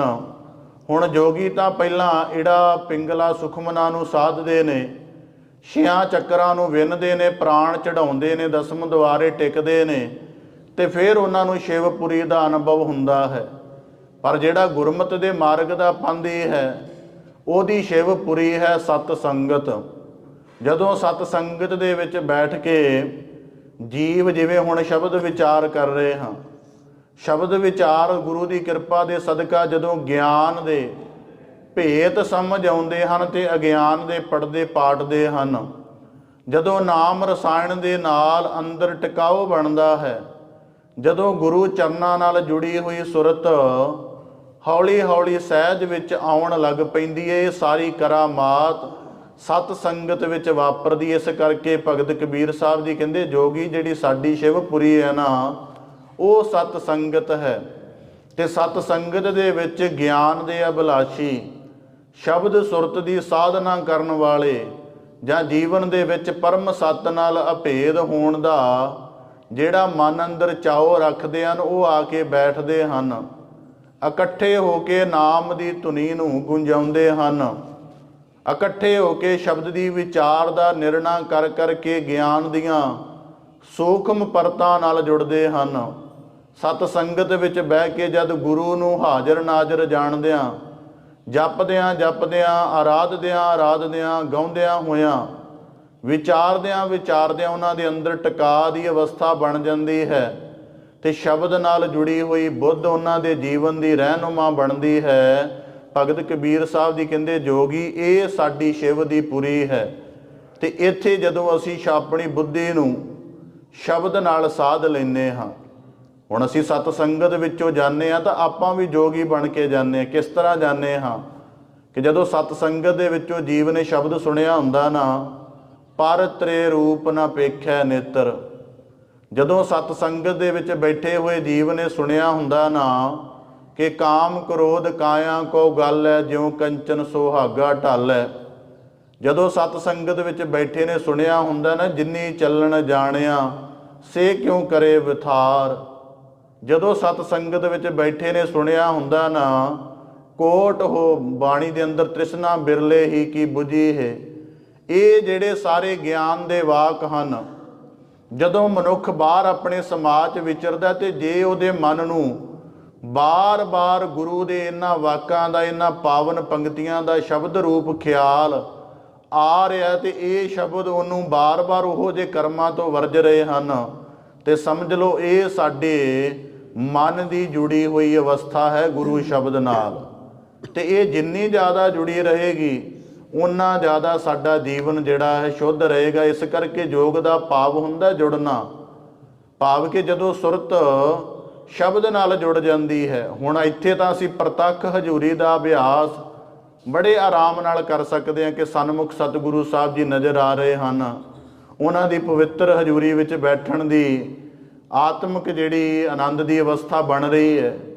ਪਰ ਜਦੋਂ ਕੁੱਲ ਸੰਸਾਰ ਵਿੱਚ ਉਹਦੀ ਹਜ਼ੂਰੀ ਨੂੰ ਮੰਨਣ ਦਾ ਵਿਚਰਨਾ ਤੇ ਉਹਦੇ ਗਿਆਨ ਦੇ ਪਾਵਨ ਸ਼ਬਦੀ ਬਾਣੀ ਦੇ ਸ਼ਬਦਾਂ ਦੁਆਰਾ, ਜਿਹੜੇ ਪਾਵਨ ਬਾਣੀ ਦੇ ਸ਼ਬਦ ਸਾਨੂੰ ਜੀਵਨ ਦੇ ਇੱਕ ਇੱਕ ਕਰਮ ਦੀ ਸੇਧ ਦਿੰਦੇ ਹਨ, ਤਾਂ ਫਿਰ ਸਾਡੇ ਅੰਦਰ ਚਿੱਤ ਦੀ ਗੁਰਬਾਣੀ ਨਾਲ ਜੁੜੇ ਹੋਣ ਵਾਲੀ ਅਵਸਥਾ ਬਣਦੀ। ਇਸ ਕਰਕੇ ਭਗਤ ਕਬੀਰ ਸਾਹਿਬ ਜੀ ਉਸ ਜੋਗੀ ਨੂੰ ਬਖਸ਼ਿਸ਼ ਕਰਦੇ ਹਨ ਕਿ ਜੇ ਨਿਜ ਪਦ ਦੀ ਅਵਸਥਾ ਨੂੰ ਸਾਧਣਾ ਹੈ, ਜੇ ਜੀਵਨ ਦੇ ਵਿੱਚ ਆਤਮਿਕ ਆਨੰਦ ਨੂੰ ਮਾਨਣਾ ਹੈ, ਜੇ ਉਸ ਅਵਸਥਾ ਨੂੰ ਪਾਉਣਾ ਜਿਹੜੀ ਅਵਸਥਾ ਕਦੇ ਡੋਲਦੀ ਨਹੀਂ, ਕਦੇ ਘਟਦੀ ਨਹੀਂ, ਇੱਕ ਰਸ ਰਹਿੰਦੀ ਹੈ, ਤਾਂ ਭਗਤ ਕਬੀਰ ਸਾਹਿਬ ਜੀ ਕਹਿੰਦੇ ਕਿ ਫਿਰ ਸ਼ਿਵ ਦੀ ਪੁਰੀ ਭਾਵ ਕੇ ਕਲਿਆਣ ਸਰੂਪ ਪਰਮਾਤਮਾ ਦੇ ਨਾਲ ਜੁੜਨ ਦੇ ਲਈ, ਜਿਵੇਂ ਸ਼੍ਰੇਸ਼ਟ ਜੋਗੀ ਦਸਮ ਦੁਆਰੇ ਵਿੱਚ ਵਸਦੇ ਹਨ, ਇਸੇ ਤਰ੍ਹਾਂ ਨਿਜ ਪਦ ਦੇ ਅਭਿਲਾਸ਼ੀ ਜਿਹੜੇ ਹਨ ਉਹ ਸਤ ਸੰਗਤ ਵਿੱਚ ਜਾ ਕੇ ਬੈਠ ਕੇ ਸ਼ਬਦ ਦੀ ਸਾਧਨਾ ਕਰਦੇ ਹਨ।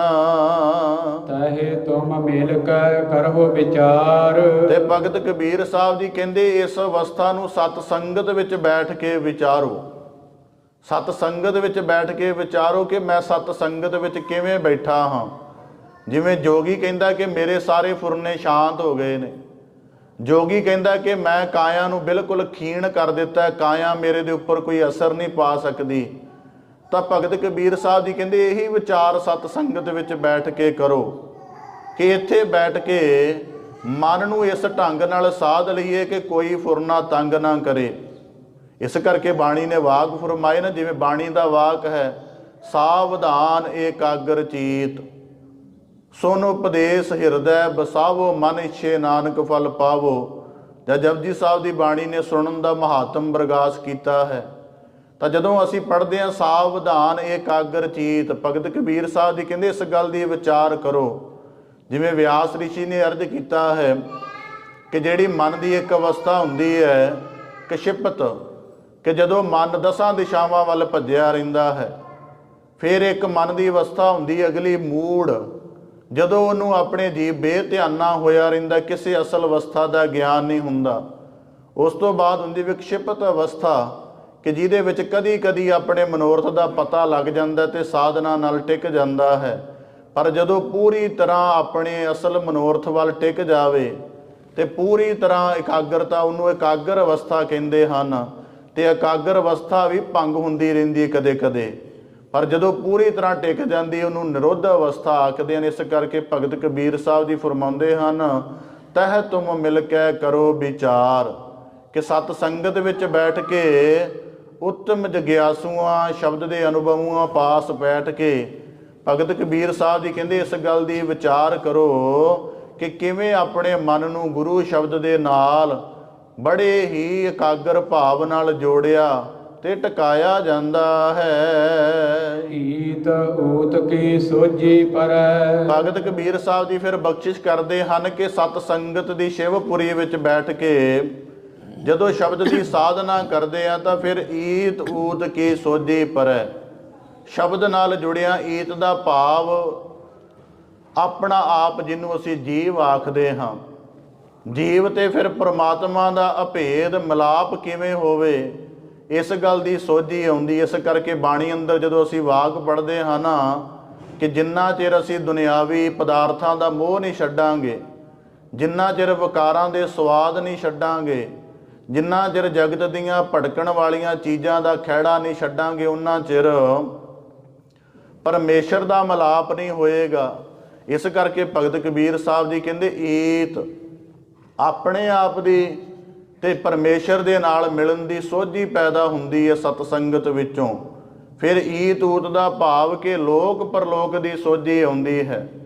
ਫਿਰ ਬੰਦੇ ਨੂੰ ਮਨ ਦੀ ਸਾਧਨਾ ਕਰਦਿਆਂ ਜਗਿਆਸੂ ਨੂੰ ਪਤਾ ਲੱਗ ਜਾਂਦਾ ਹੈ ਕਿ ਧਰਮ ਦੀ ਸਾਧਨਾ ਕਰਦਿਆਂ ਸਰੀਰ ਜਿਹੜਾ ਉੱਥੇ ਨਹੀਂ ਚੱਲ ਸਕੇਗਾ, ਉਹ ਖੰਨਿਓ ਤਿੱਖੀ ਵਾਲਾ ਮਾਰਗ ਹੈ, ਵਾਲੋਂ ਨਿੱਕੀ ਵਾਲਾ ਮਾਰਗ ਹੈ। ਉੱਥੇ ਸਰੀਰ ਨਹੀਂ ਚੱਲਣਾ, ਉੱਥੇ ਅਵਗੁਣਾਂ ਵਾਲਾ ਚਿੱਤ ਵੀ ਨਹੀਂ ਚੱਲਣਾ, ਜਿਹੜੇ ਚਿੱਤ ਦੇ ਵਿੱਚ ਇੰਨੇ ਅਵਗੁਣ ਭਰੇ ਹਨ। ਉੱਥੇ ਜੀਵਨ ਦਾ ਉਹ ਕੁਝ ਵੀ ਨਹੀਂ ਚੱਲਣਾ ਜਿਹਨੂੰ ਅਸੀਂ ਸੱਚ ਮੰਨ ਬੈਠੇ ਹਾਂ। ਉੱਥੇ ਤਾਂ ਕੇਵਲ ਸੁਰਤ ਜਿਹੜੀ ਅਤ ਬਾਰੀਕ ਹੁੰਦੀ ਉਹੀ ਚੱਲ ਸਕਦੀ ਹੈ। ਤਾਂ ਫਿਰ ਪਾਤਸ਼ਾਹ ਜੀ ਭਗਤ ਕਬੀਰ ਸਾਹਿਬ ਜੀ ਕਹਿੰਦੇ ਫਿਰ ਉਹਨੂੰ ਜੀਵ ਨੂੰ ਆਪਣੇ ਤੇ ਪਰਮੇਸ਼ਰ ਦੇ ਮਿਲਾਪ ਦੀ, ਇਸ ਲੋਕ ਵਿੱਚ ਰਹਿੰਦਿਆਂ ਪਰਲੋਕ ਦੀ ਸਾਧਨਾ ਕਿਵੇਂ ਕਰਨੀ ਹੈ। ਜਦੋਂ ਨਿਰੋਲ ਆਤਮਾ ਰਹਿ ਜਾਏਗੀ, ਉਹਦਾ ਪਰਮਾਤਮਾ ਦੇ ਨਾਲ ਕਿਵੇਂ ਮਿਲਨ ਕਰਾਉਣਾ ਹੈ। ਤਾਂ ਭਗਤ ਕਬੀਰ ਸਾਹਿਬ ਜੀ ਕਹਿੰਦੇ ਇਸ ਗੱਲ ਦੀ ਸੋਝੀ ਹੋ ਜਾਂਦੀ ਹੈ। ਜਿਵੇਂ ਭਗਤ ਕਬੀਰ ਸਾਹਿਬ ਜੀ ਦੀ ਬਾਣੀ ਅਸੀਂ ਗੌਰ ਨਾਲ ਪੜ੍ਹੀਏ ਨਾ, ਤਾਂ ਬੜੀ ਗਹਿਰਾਈ ਨਾਲ ਪੜ੍ਹਨੀ ਚਾਹੀਦੀ ਹੈ।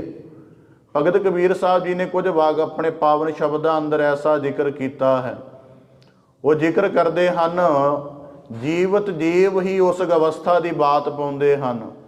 ਭਗਤ ਕਬੀਰ ਸਾਹਿਬ ਜੀ ਦਾ ਪਾਵਨ ਵਾਕ ਹੈ, ਪੂਰਬ ਜਨਮ ਹਮ ਤੁਮਰੇ ਸੇਵਕ ਅਬ ਤੋ ਮਿਟਿਆ ਨਾ ਜਾਈ।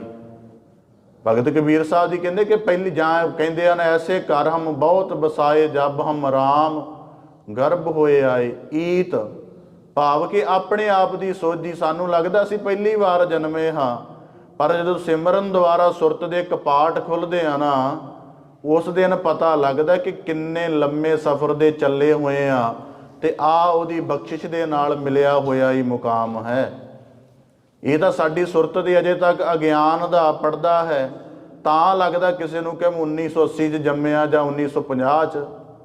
ਪਰ ਜਦੋਂ ਅਸੀਂ ਸ਼ਬਦ ਦੁਆਰਾ ਸੁਰਤ ਖੁੱਲ੍ਹਦੀ ਹੈ ਤੇ ਫਿਰ ਪਤਾ ਲੱਗਦਾ ਹੈ ਕਿ ਸਾਡੇ ਅੰਦਰ ਪਾਸ਼ਵਿਕ ਗੁਣ ਕਿਉਂ ਆ ਗਏ, ਕਿਉਂਕਿ ਉਹਨਾਂ ਸਾਰੀਆਂ ਜੂਨੀਆਂ ਦਾ ਭਰਮਣ ਸਾਡੇ ਅੰਦਰ ਚਿੱਤ ਰੂਪ ਕਰਕੇ ਚੱਲ ਰਿਹਾ। ਇਸ ਕਰਕੇ ਭਗਤ ਕਬੀਰ ਸਾਹਿਬ ਜੀ ਕਹਿੰਦੇ ਈ ਤੂਤ ਕੀ ਸੋਝੀ ਪਰੈ। ਫਿਰ ਆਪਣੇ ਆਪ ਤੇ ਪਰਮੇਸ਼ਰ ਦੀ ਲੋਕ ਵਿੱਚ ਰਹਿੰਦਿਆਂ ਪਰਲੋਕ ਦੇ ਸਵਾਰਨ ਦੀ ਸੋਝੀ ਪੈਦਾ ਹੁੰਦੀ ਹੈ। ਕੌਣ ਕਰਮ ਮੇਰਾ ਕਰ ਕਰ ਮਰੈ। ਭਗਤ ਕਬੀਰ ਸਾਹਿਬ ਜੀ ਕਹਿੰਦੇ ਜਦੋਂ ਇਹ ਸੋਝੀ ਹੋ ਗਈ ਕਿ ਆਪਾਂ ਕੁਝ ਵੀ ਨਹੀਂ ਹਾਂ, ਸਾਰਾ ਕੁਝ ਤਾਂ ਖੇਲ ਪਰਮੇਸ਼ਰ ਦਾ ਹੈ, ਤਾਂ ਫਿਰ ਭਗਤ ਕਬੀਰ ਸਾਹਿਬ ਜੀ ਕਹਿੰਦੇ ਕਿਹੜੀ ਗੱਲ ਦੀ ਮੈਂ ਪਾਲੇਗਾ, ਕਿਹੜੀ ਗੱਲ ਦੀ ਮਨ ਅੰਦਰ ਹੰਗਤਾ ਰੱਖੇਗਾ। ਜੇ ਅੱਜ ਆਪਾਂ ਕਈ ਜਿਵੇਂ ਹੰਕਾਰ ਦੀਆਂ ਪ੍ਰਤੀਤਾਂ ਵਿੱਚ ਵਿਚਰਦੇ ਹਾਂ, ਮੈਂ ਬੜਾ ਅਕਲਮੰਦ ਹਾਂ, ਪਰ ਅਕਲ ਤਾਂ ਮਹਾਰਾਜ ਨੇ 84 ਲੱਖ ਜੂਨਾਂ ਵਿੱਚ ਭਰੀ ਹੋਈ ਹੈ। ਬਿਜੜੇ ਦਾ ਆਲਣਾ ਕੋਈ ਨਹੀਂ ਸਿਖਲਾਈ ਦਿੰਦਾ ਉਹਨੂੰ ਕਿ ਕਿਵੇਂ ਉੜਨਾ ਹੈ। ਇਸੇ ਤਰ੍ਹਾਂ ਨਿੱਕੇ ਨਿੱਕੇ ਜੀਵ ਜਿਹੜੇ ਮਿੱਟੀ ਦਾ ਇੱਕ ਇੱਕ ਕਿਣਕਾ ਚੁੱਕ ਕੇ ਆਪਣੀ ਨਿੱਕੀ ਜਿਹੀ ਵਰਮੀ ਨਿੱਕਾ ਜਿਹਾ ਘਰ ਬਣਾ ਲੈਂਦੇ, ਕੌਣ ਤਾਲੀਮ ਦਿੰਦਾ ਉਹਨਾਂ ਨੂੰ? ਕੋਈ ਵੀ ਨਹੀਂ। ਇਸ ਕਰਕੇ ਕੇਵਲ ਪਰਮੇਸ਼ਰ ਤੋਂ ਸੁੱਤੇ ਸਿੱਧ ਸੋਝੀ ਪ੍ਰਾਪਤ ਕਰਦੇ ਹਨ। ਤਾਂ ਭਗਤ ਕਬੀਰ ਸਾਹਿਬ ਜੀ ਕਹਿੰਦੇ ਜਦੋਂ ਆਪਣੀ ਅਵਸਥਾ ਦਾ ਪਤਾ ਲੱਗ ਜਾਂਦਾ ਹੈ ਕਿ ਸਰੀਰ ਵੀ ਉਹਦਾ, ਮਨ ਵੀ ਉਹਦਾ ਰਚਿਆ, ਮਾਇਆ ਵੀ ਉਹਦੀ ਰਚੀ, ਅਸੀਂ ਤਾਂ ਕੇਵਲ ਕਾਠ ਕੀ ਪੁੱਤਰੀ ਦੀ ਨਿਆਈ ਹਾਂ, ਤਾਂ ਭਗਤ ਕਬੀਰ ਸਾਹਿਬ ਜੀ ਕਹਿੰਦੇ ਫਿਰ ਸਾਰੀ ਹੰਗਤਾ ਹਉਮੈ ਨਾਸ਼ ਹੋ ਜਾਂਦੀ ਹੈ। ਫਿਰ ਜੀਵ ਮੈਂ ਮੇਰੀ ਦੇ ਬੰਧਨਾਂ ਵਿੱਚ ਨਹੀਂ ਉਲਝਦਾ, ਭਾਵ ਕਿ ਖੁਆਰ ਨਹੀਂ ਹੁੰਦਾ ਹੈ। ਨਿਜ ਪਦ ਉਪਰ ਲਾਗੋ ਧਿਆਨ। ਭਗਤ ਸਾਹਿਬ ਜੀ ਬਖਸ਼ਿਸ਼ ਕਰਦੇ ਹਨ ਕਿ ਐਸੀ ਨਿਜ ਅਵਸਥਾ, ਨਿਜ ਪਦਵੀ ਦੇ ਵਿੱਚ ਜਿਹੜੀ ਨਰੋਲ ਆਨੰਦਮਈ ਪ੍ਰਕਾਸ਼ਮਈ ਅਨਹਦ ਸ਼ਬਦ ਦੇ ਸੁਣਨ ਵਾਲੀ ਅਵਸਥਾ ਹੈ, ਉੱਥੇ ਭਗਤ ਕਬੀਰ ਸਾਹਿਬ ਜੀ ਕਹਿੰਦੇ ਸਾਡਾ ਧਿਆਨ ਗੁਰ ਕਿਰਪਾ ਸਦਕਾ ਟਿਕਿਆ ਹੋਇਆ ਹੈ। ਰਾਜਾ ਰਾਮ ਨਾਮ ਮੋਰਾ ਬ੍ਰਹਮ ਗਿਆਨ। ਰਾਜਾ ਰਾਮ ਭਾਵ ਕੇ ਜੋ ਰਮਿਆ ਹੋਇਆ ਪਰਮੇਸ਼ਰ ਹੈ, ਜਿਨਨੇ ਹਰ ਰੂਪ, ਹਰ ਰੰਗ, ਹਰ ਆਕਾਰ, ਹਰ ਜਰਰੇ ਦੇ ਅੰਦਰ ਆਪਣੀ ਸੱਤਾ ਟਿਕਾਈ ਹੋਈ ਹੈ। ਰਾਜਾ ਤਾਂ ਕਰਕੇ ਕਿਹਾ ਕਿ ਉਹਨੇ ਸਾਰੇ ਹੀ ਕਾਇਨਾਤ ਦੇ ਪਸਾਰੇ ਨੂੰ ਆਪਣੇ ਹੁਕਮ ਦੀ ਨੱਥ ਦੇ ਨਾਲ ਨੱਥਿਆ ਹੋਇਆ। ਜਿਵੇਂ ਰਾਜੇ ਦੇ ਅਧੀਨ ਸਾਰਾ ਕੁਝ ਹੁੰਦਾ ਹੈ ਨਾ, ਇਸ ਕਰਕੇ ਰਮੰਤੀ ਰਾਮ ਪਰਮੇਸ਼ਰ ਨੇ ਸਾਰੇ ਜਗਤ ਨੂੰ ਆਪਣੇ ਹੁਕਮ ਦੀ ਨੱਥ ਵਿੱਚ ਨੱਥਿਆ ਤੇ ਨਾਮ ਦੁਆਰਾ ਆਪਣੇ ਆਪ ਦਾ ਪ੍ਰਗਟਾਵਾ ਕੀਤਾ ਹੈ। ਇਸ ਕਰਕੇ ਭਗਤ ਕਬੀਰ ਸਾਹਿਬ ਜੀ ਕਹਿੰਦੇ ਕਿ ਜੋ ਪਰਮੇਸ਼ਰ ਰਮੰਤੀ ਰਾਮ ਹੈ, ਉਹਦੇ ਨਾਮ ਦਾ ਸਰਗੁਣੀ ਤੇ ਨਿਰਗੁਣੀ, ਸਰਗੁਣੀ ਦਰਸ਼ਨ ਹੁੰਦਾ ਹੈ ਤੇ ਨਿਰਗੁਣੀ ਉਹਦਾ ਧਿਆਨ ਜਪ ਹੁੰਦਾ। ਭਗਤ ਕਬੀਰ ਸਾਹਿਬ ਜੀ ਕਹਿੰਦੇ ਉਹੀ ਮੇਰਾ ਬ੍ਰਹਮ ਗਿਆਨ ਹੈ। ਭਾਵ ਕਿ ਜਦੋਂ ਮੈਂ ਕੁਦਰਤ ਨੂੰ ਦੇਖਦਾ ਹਾਂ ਤੇ ਮੈਨੂੰ ਕਾਦਰ ਦੀ ਸੂਖਮਤਾ ਦੇ ਦਰਸ਼ਨ ਹੁੰਦੇ ਹਨ। ਜਦੋਂ ਮੈਂ ਕਾਇਨਾਤ ਵਿੱਚ ਵਿਆਪਕ ਗੁਣਾਂ ਨੂੰ ਦੇਖਦਾ ਹਾਂ ਤਦ ਗੁਣੀ ਨਿਧਾਨ ਸਵਰੂਪ ਦਾ ਗਿਆਨ ਹੋ ਜਾਂਦਾ ਹੈ। ਜਦੋਂ ਕਾਦਰਤ ਨੂੰ ਨਿਹਾਰਦਾ ਤੇ ਉਹਦੇ ਵਿੱਚੋਂ ਉਹਦੇ ਪ੍ਰਤਪਾਲਕ ਹੋਣ ਦੇ, ਦੀਨ ਦਇਆਲ ਹੋਣ ਦੇ, ਸਰਬ ਘਟ ਵਿਆਪਕ ਹੋਣ ਦੇ, ਸਰਬ ਕਲ ਰੱਖਿਅਕ ਹੋਣ ਦੇ ਭਗਤ ਕਬੀਰ ਸਾਹਿਬ ਜੀ ਕਹਿੰਦੇ ਦਰਸ਼ਨ ਹੋ ਜਾਂਦੇ ਹਨ। ਤੇ ਇਹੀ ਮੇਰੇ ਲਈ ਬ੍ਰਹਮ ਗਿਆਨ ਹੈ। ਰਹਾਉ ਵਾਲੇ ਬੰਦ ਦੁਆਰਾ ਭਗਤ ਕਬੀਰ ਸਾਹਿਬ ਜੀ ਬਖਸ਼ਿਸ਼ ਕਰਦੇ ਹਨ। ਮੂਲ ਦੁਆਰ ਬੰਦਿਆ ਬੰਦ। ਹੁਣ ਜਿਹੜੇ ਜੋਗੀ ਲੋਕ ਹਨ, ਯੋਗ ਦੀ ਸਾਧਨਾ ਕਰਨ ਵਾਲੇ, ਉਹ ਆਪਣੇ ਗੁਦਾ ਮਾਰਗ ਦੇ ਵਿੱਚ ਖੱਬੇ ਪੈਰ ਦੀ ਅੱਡੀ ਨਾਲ ਪ੍ਰਾਣ ਅਪਾਨ ਨੂੰ ਰੋਕਦੇ ਹਨ। ਭਾਵ ਕਿ ਅੰਦਰ ਪ੍ਰਾਣ ਥਿਰ ਕਰਨ ਦੇ ਲਈ ਜਿਹੜੇ ਪ੍ਰਾਣ ਚੜਾਉਣੇ ਹੁੰਦੇ ਹਨ। ਪਰ ਭਗਤ ਕਬੀਰ ਸਾਹਿਬ ਜੀ ਕਹਿੰਦੇ ਮੂਲ ਦੁਆਰ ਹੈ ਬੰਦਿਆ ਬੰਦ। ਸੰਸਾਰ ਦੇ ਵਿੱਚ, ਸੰਸਾਰ ਦੇ ਵੱਲ ਜਦੋਂ ਜੀਵ ਨੇ ਜਾਣਾ ਹੁੰਦਾ ਤੇ ਅਵਿਦਿਆ ਕਰਕੇ ਜਾਂਦਾ ਹੈ। ਅਵਿਦਿਆ ਦਾ ਭਾਵ ਸਰੀਰ ਨਾਸ਼ਵਾਨ ਹੈ ਪਰ ਸਦੀਵੀ ਲੱਗਦਾ ਹੈ। ਵਿਕਾਰਾਂ ਦੇ ਰਸ ਥੋੜੇ ਚਿਰ ਦੇ ਹਨ ਪਰ ਜ਼ਿਆਦਾ ਵਧੀਆ ਲੱਗਦੇ ਹਨ। ਇਸ ਕਰਕੇ ਭਗਤ ਕਬੀਰ ਸਾਹਿਬ ਜੀ ਕਹਿੰਦੇ ਗਿਆਨ ਦੀ ਵਿਚਾਰ ਦੇ ਨਾਲ ਜਿਹੜਾ ਮਨ ਅਵਿਦਿਆ ਵੱਲ ਭੱਜਦਾ ਸੀ, ਅਗਿਆਨ ਵੱਲ ਭੱਜਦਾ ਸੀ, ਬੰਦਿਆ ਬੰਦ, ਉਹਨੂੰ ਚੰਗੀ ਤਰ੍ਹਾਂ ਬੰਨ ਲਿਆ ਹੈ। ਹੁਣ ਗਿਆਨ ਦੀ ਵਿਚਾਰ ਮਨ ਨੂੰ ਅਵਿਦਿਆ ਵਾਲੇ ਪਾਸੇ ਨਹੀਂ ਜਾਣ ਦਿੰਦੀ ਹੈ। ਰਬ ਉੱਪਰ ਗਹਿ ਰਾਖਿਆ ਚੰਦ। ਜਿਵੇਂ ਜੋਗ ਮਤ ਵਾਲੇ ਜਿਹੜੇ ਹਨ, ਇੜਾ ਨਾੜੀ, ਇੜਾ ਨੂੰ ਸ਼ੀਤਲ ਆਖਦੇ ਹਨ, ਚੰਦਰਮਾ ਆਖਦੇ ਹਨ, ਪਿੰਗਲਾ ਨੂੰ ਉਹ ਗਰਮ ਆਖਦੇ ਹਨ, ਸੂਰਜ ਆਖਦੇ ਹਨ। ਪਰ ਭਗਤ ਕਬੀਰ ਸਾਹਿਬ ਜੀ ਕਹਿੰਦੇ ਸਾਡਾ ਗੁਰਮਤ ਵਾਲਾ ਭਾਵ ਹੈ।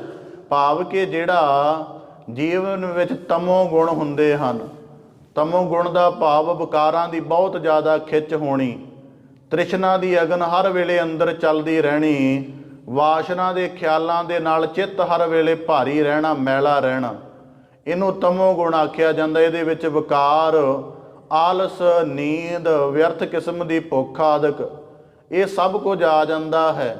ਜਿਵੇਂ ਜੋਗੀ ਪ੍ਰਾਣ ਚੜਾਉਣ ਦੇ ਲਈ ਬਾਰ-ਬਾਰ ਆਪਣੇ ਅੰਦਰੋਂ ਸਵਾਸ ਖਿੱਚਦੇ ਨੇ, ਤਾਂ ਭਗਤ ਕਬੀਰ ਸਾਹਿਬ ਜੀ ਕਹਿੰਦੇ ਰਬ ਉੱਪਰ ਗਹਿ ਰਾਖਿਆ ਚੰਦ। ਕਿ ਇੱਕ ਪਾਸੇ ਜਿਹੜਾ ਤਮੋ ਗੁਣੀ ਸੂਰਜ ਹੈ, ਭਾਵ ਕਿ ਜੀਵਨ ਦੇ ਵਿੱਚ ਤਮ ਗੁਣ ਦਾ ਬੜਾ ਪ੍ਰਭਾਵ ਹੋਣਾ, ਬਹੁਤ ਜ਼ਿਆਦਾ ਵਿਕਾਰ ਹੋਣੇ, ਮਾਇਆ ਦੀ ਭਟਕਣ ਬਹੁਤ ਜ਼ਿਆਦਾ ਹੋਣੀ। ਭਗਤ ਕਬੀਰ ਸਾਹਿਬ ਜੀ ਕਹਿੰਦੇ ਗਹਿ ਰਾਖਿਆ ਚੰਦ, ਜਿਹੜਾ ਪਰਮੇਸ਼ਰ ਦਾ ਸ਼ੀਤਲ ਨਾਮ ਹੈ। ਕਹਿੰਦੇ ਭਾਵ ਕਿ ਤਮੋ ਗੁਣਾਂ ਨੂੰ ਸਤੋ ਗੁਣਾਂ ਦੇ ਨਾਲ ਟਿਕਾਇਆ ਹੋਇਆ ਹੈ। ਜੇ ਨੀਂਦ ਹੈ ਤੇ ਨੀਂਦ ਨੂੰ ਸਿਮਰਨ ਦੀ ਸਾਧਨਾ ਦੇ ਨਾਲ ਵਸ ਵਿੱਚ ਕੀਤਾ ਹੈ। ਜੇ ਭੁੱਖ ਹੈ ਤੇ ਭੁੱਖ ਨੂੰ ਸੰਤੋਖ ਦੀ ਸਾਧਨਾ ਦੇ ਨਾਲ ਟਿਕਾਇਆ ਹੋਇਆ ਹੈ। ਜੇ ਜੀਵਨ ਵਿੱਚ ਵਿਕਾਰਾਂ ਦੀ ਤਲਬ ਹੈ ਤੇ ਵਿਕਾਰਾਂ ਦੀ ਤਲਬ ਨੂੰ ਨਾਮ ਸਿਮਰਨ ਦੀ ਰਸਾਇਣਿਕ ਜਿਹੜੀ ਅਵਸਥਾ ਉਹਦੇ ਨਾਲ ਟਿਕਾਇਆ ਹੋਇਆ। ਇਸ ਕਰਕੇ ਭਗਤ ਕਬੀਰ ਸਾਹਿਬ ਜੀ ਕਹਿੰਦੇ ਰਬ ਉੱਪਰ ਗਹਿ ਰਾਖਿਆ ਚੰਦ। ਭਾਵ ਕਿ ਆਪਣੇ ਤਮੋ ਗੁਣੀ ਪ੍ਰਭਾਵ ਨੂੰ ਸਤੋ ਗੁਣੀ ਪ੍ਰਭਾਵ ਦੇ ਨਾਲ ਸਾਧਿਆ ਹੋਇਆ ਹੈ। ਪਛਮ ਦੁਆਰ ਸੂਰਜ ਤਪੈ। ਭਗਤ ਕਬੀਰ ਸਾਹਿਬ ਜੀ ਕਹਿੰਦੇ ਜਦ ਇੰਜ ਦੀ ਸਾਧਨਾ ਕਰ ਲਈਏ ਤੇ ਇਹਨਾਂ ਸਾਰਿਆਂ ਦੇ ਸਾਧਨਾ ਦੇ ਪਛਾਤ ਪੱਛਮ ਦੇ ਭਾਵ ਕਿ ਅੰਤਹਿਕਰਨ ਰੂਪ ਦੇ ਵਿੱਚ ਫਿਰ ਗਿਆਨ ਦਾ ਸੂਰਜ ਉਦੈ ਹੁੰਦਾ ਹੈ। ਗਿਆਨ ਦੇ ਸੂਰਜ ਦੇ ਤਪਣ ਨਾਲ, ਪ੍ਰਕਾਸ਼ ਦੇ ਨਾਲ ਇਸ ਤਰ੍ਹਾਂ ਦੀ ਅਵਸਥਾ ਬਣਦੀ ਹੈ। ਮੇਰ ਡੰਡ ਸਿਰ ਉੱਪਰ ਬਸੈ। ਗੁਦਾ ਮਾਰਗ ਤੋਂ ਲੈ ਕੇ ਕਪਾਲ ਤੱਕ ਜਿਹੜੀ ਨਾੜੀ ਜਾਂਦੀ ਹੈ, ਅੱਡੀ ਕੰਗਰੋੜ, ਇਹਨੂੰ ਮੇਰ ਡੰਡ ਆਖਦੇ ਹਨ ਜੋਗੀ। ਪਰ ਭਗਤ ਕਬੀਰ ਸਾਹਿਬ ਜੀ ਕਹਿੰਦੇ ਦੁਨਿਆਵੀ ਭੋਗਾਂ ਤੋਂ ਉੱਠ ਕੇ ਨਿਰੋਲ ਪਰਮੇਸ਼ਰ ਦੇ ਨਾਲ ਜੁੜੀ ਹੋਈ ਅਵਸਥਾ ਜਿੱਥੇ ਪਰਮੇਸ਼ਰ ਦਾ ਵਾਸ ਹੈ। ਇਸੇ ਕਰਕੇ ਜਗਤ ਬਾਣੀ 'ਚ ਮਹਾਰਾਜ ਨੇ ਕਿਹਾ ਨਾ, ਗੁਰੂ ਸਾਹਿਬ ਜੀ ਨੇ, ਇਹ ਜਗ ਸੱਚੇ ਕੀ ਹੈ ਕੋਠੜੀ, ਜਾਂ ਬਾਣੀ 'ਚ ਵਾਕ ਕਹੇ ਨੇ, ਹਰਮੰਦਰ ਇਹ ਸਰੀਰ ਹੈ ਗਿਆਨ ਰਤਨ ਪ੍ਰਗਟ ਹੋਏ।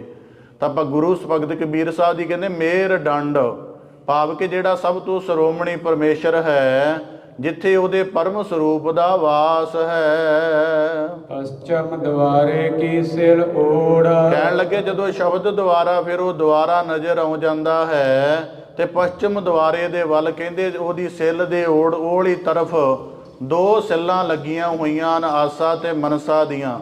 ਭਾਵ ਕਿ ਕਦੇ ਜੀਵ ਜਗਤ ਵੱਲ ਉਲਾਰੂ ਰਹਿੰਦਾ ਹੈ, ਕਦੇ ਕਦੇ ਨਿਰੰਕਾਰ ਦਾ ਖਿਆਲ ਭਾਸਦਾ, ਟਿਕਾਓ ਫਿਰ ਵੀ ਨਹੀਂ ਬਣਦਾ।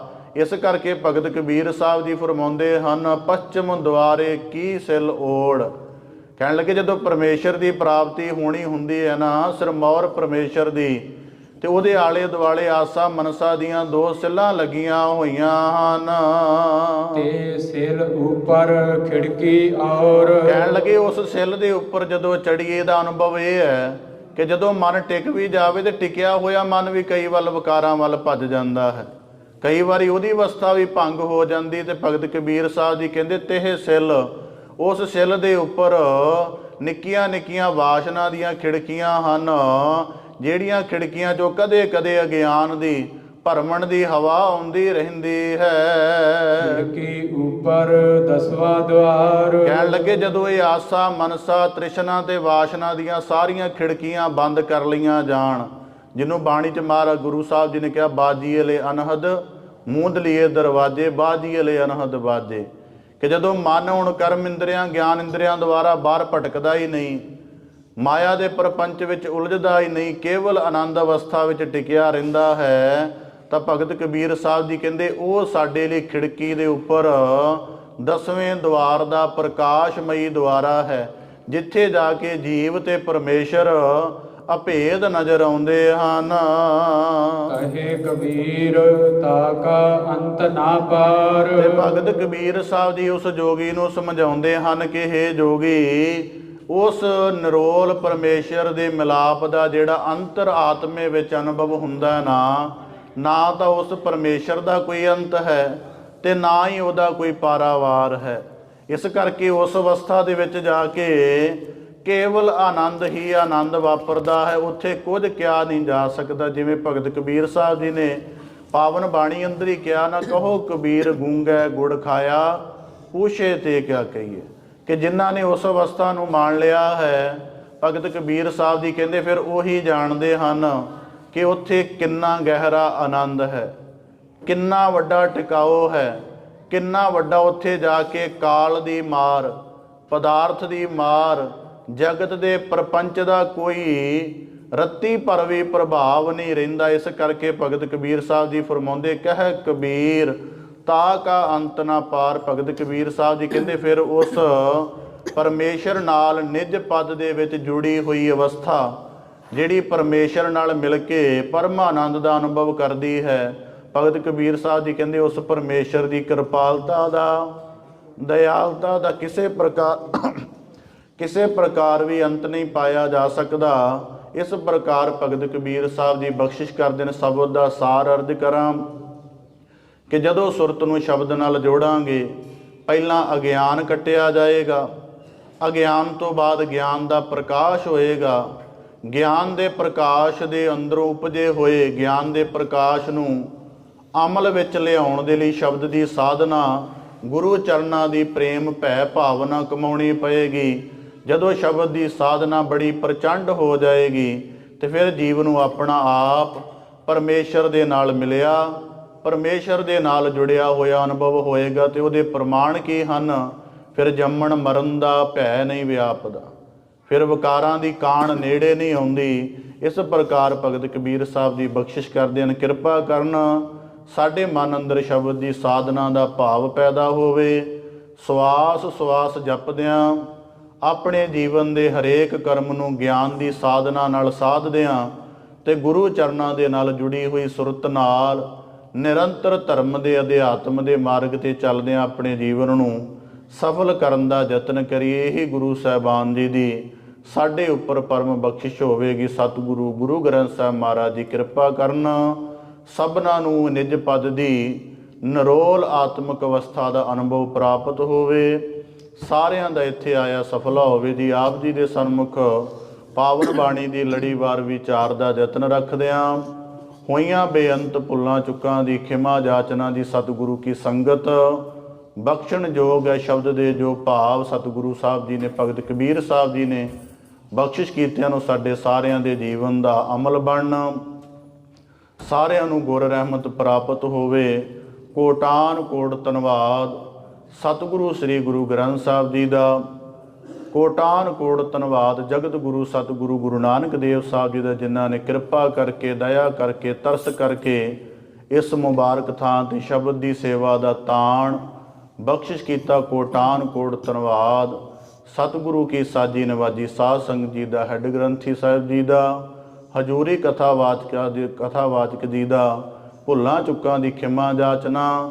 ਸਤਿਗੁਰੂ ਰਹਿਮਤ ਕਰਨ, ਸ਼ਬਦ ਨਾਲ ਜੁੜ ਕੇ ਸਾਰਿਆਂ ਦੇ ਜੀਵਨ ਦਾ ਕਲਿਆਣ ਹੋਵੇ ਜੀ। ਸ਼ਬਦ ਦੀ ਵਿਚਾਰ ਕਰਦਿਆਂ ਹੋਈਆਂ ਅਨੇਕ ਭੁੱਲਾਂ ਦੀ ਖਿਮਾ ਬਖਸ਼ਿਸ਼ ਕਰਨੀ ਜੀ। ਆਓ ਅੰਤਮ ਪੰਕਤੀਆਂ ਦਾ ਪਾਠ ਕਰਕੇ ਸਮਾਪਤੀ ਵੱਲ ਵਧੀਏ ਜੀ। ਖਿੜਕੀ ਉੱਪਰ ਦਸਵਾਂ ਦੁਆਰ, ਕਹੇ ਕਬੀਰ ਤਾਕਾ ਅੰਤ ਨਾ ਪਾਰ। ਵਾਹਿਗੁਰੂ ਜੀ ਕਾ ਖਾਲਸਾ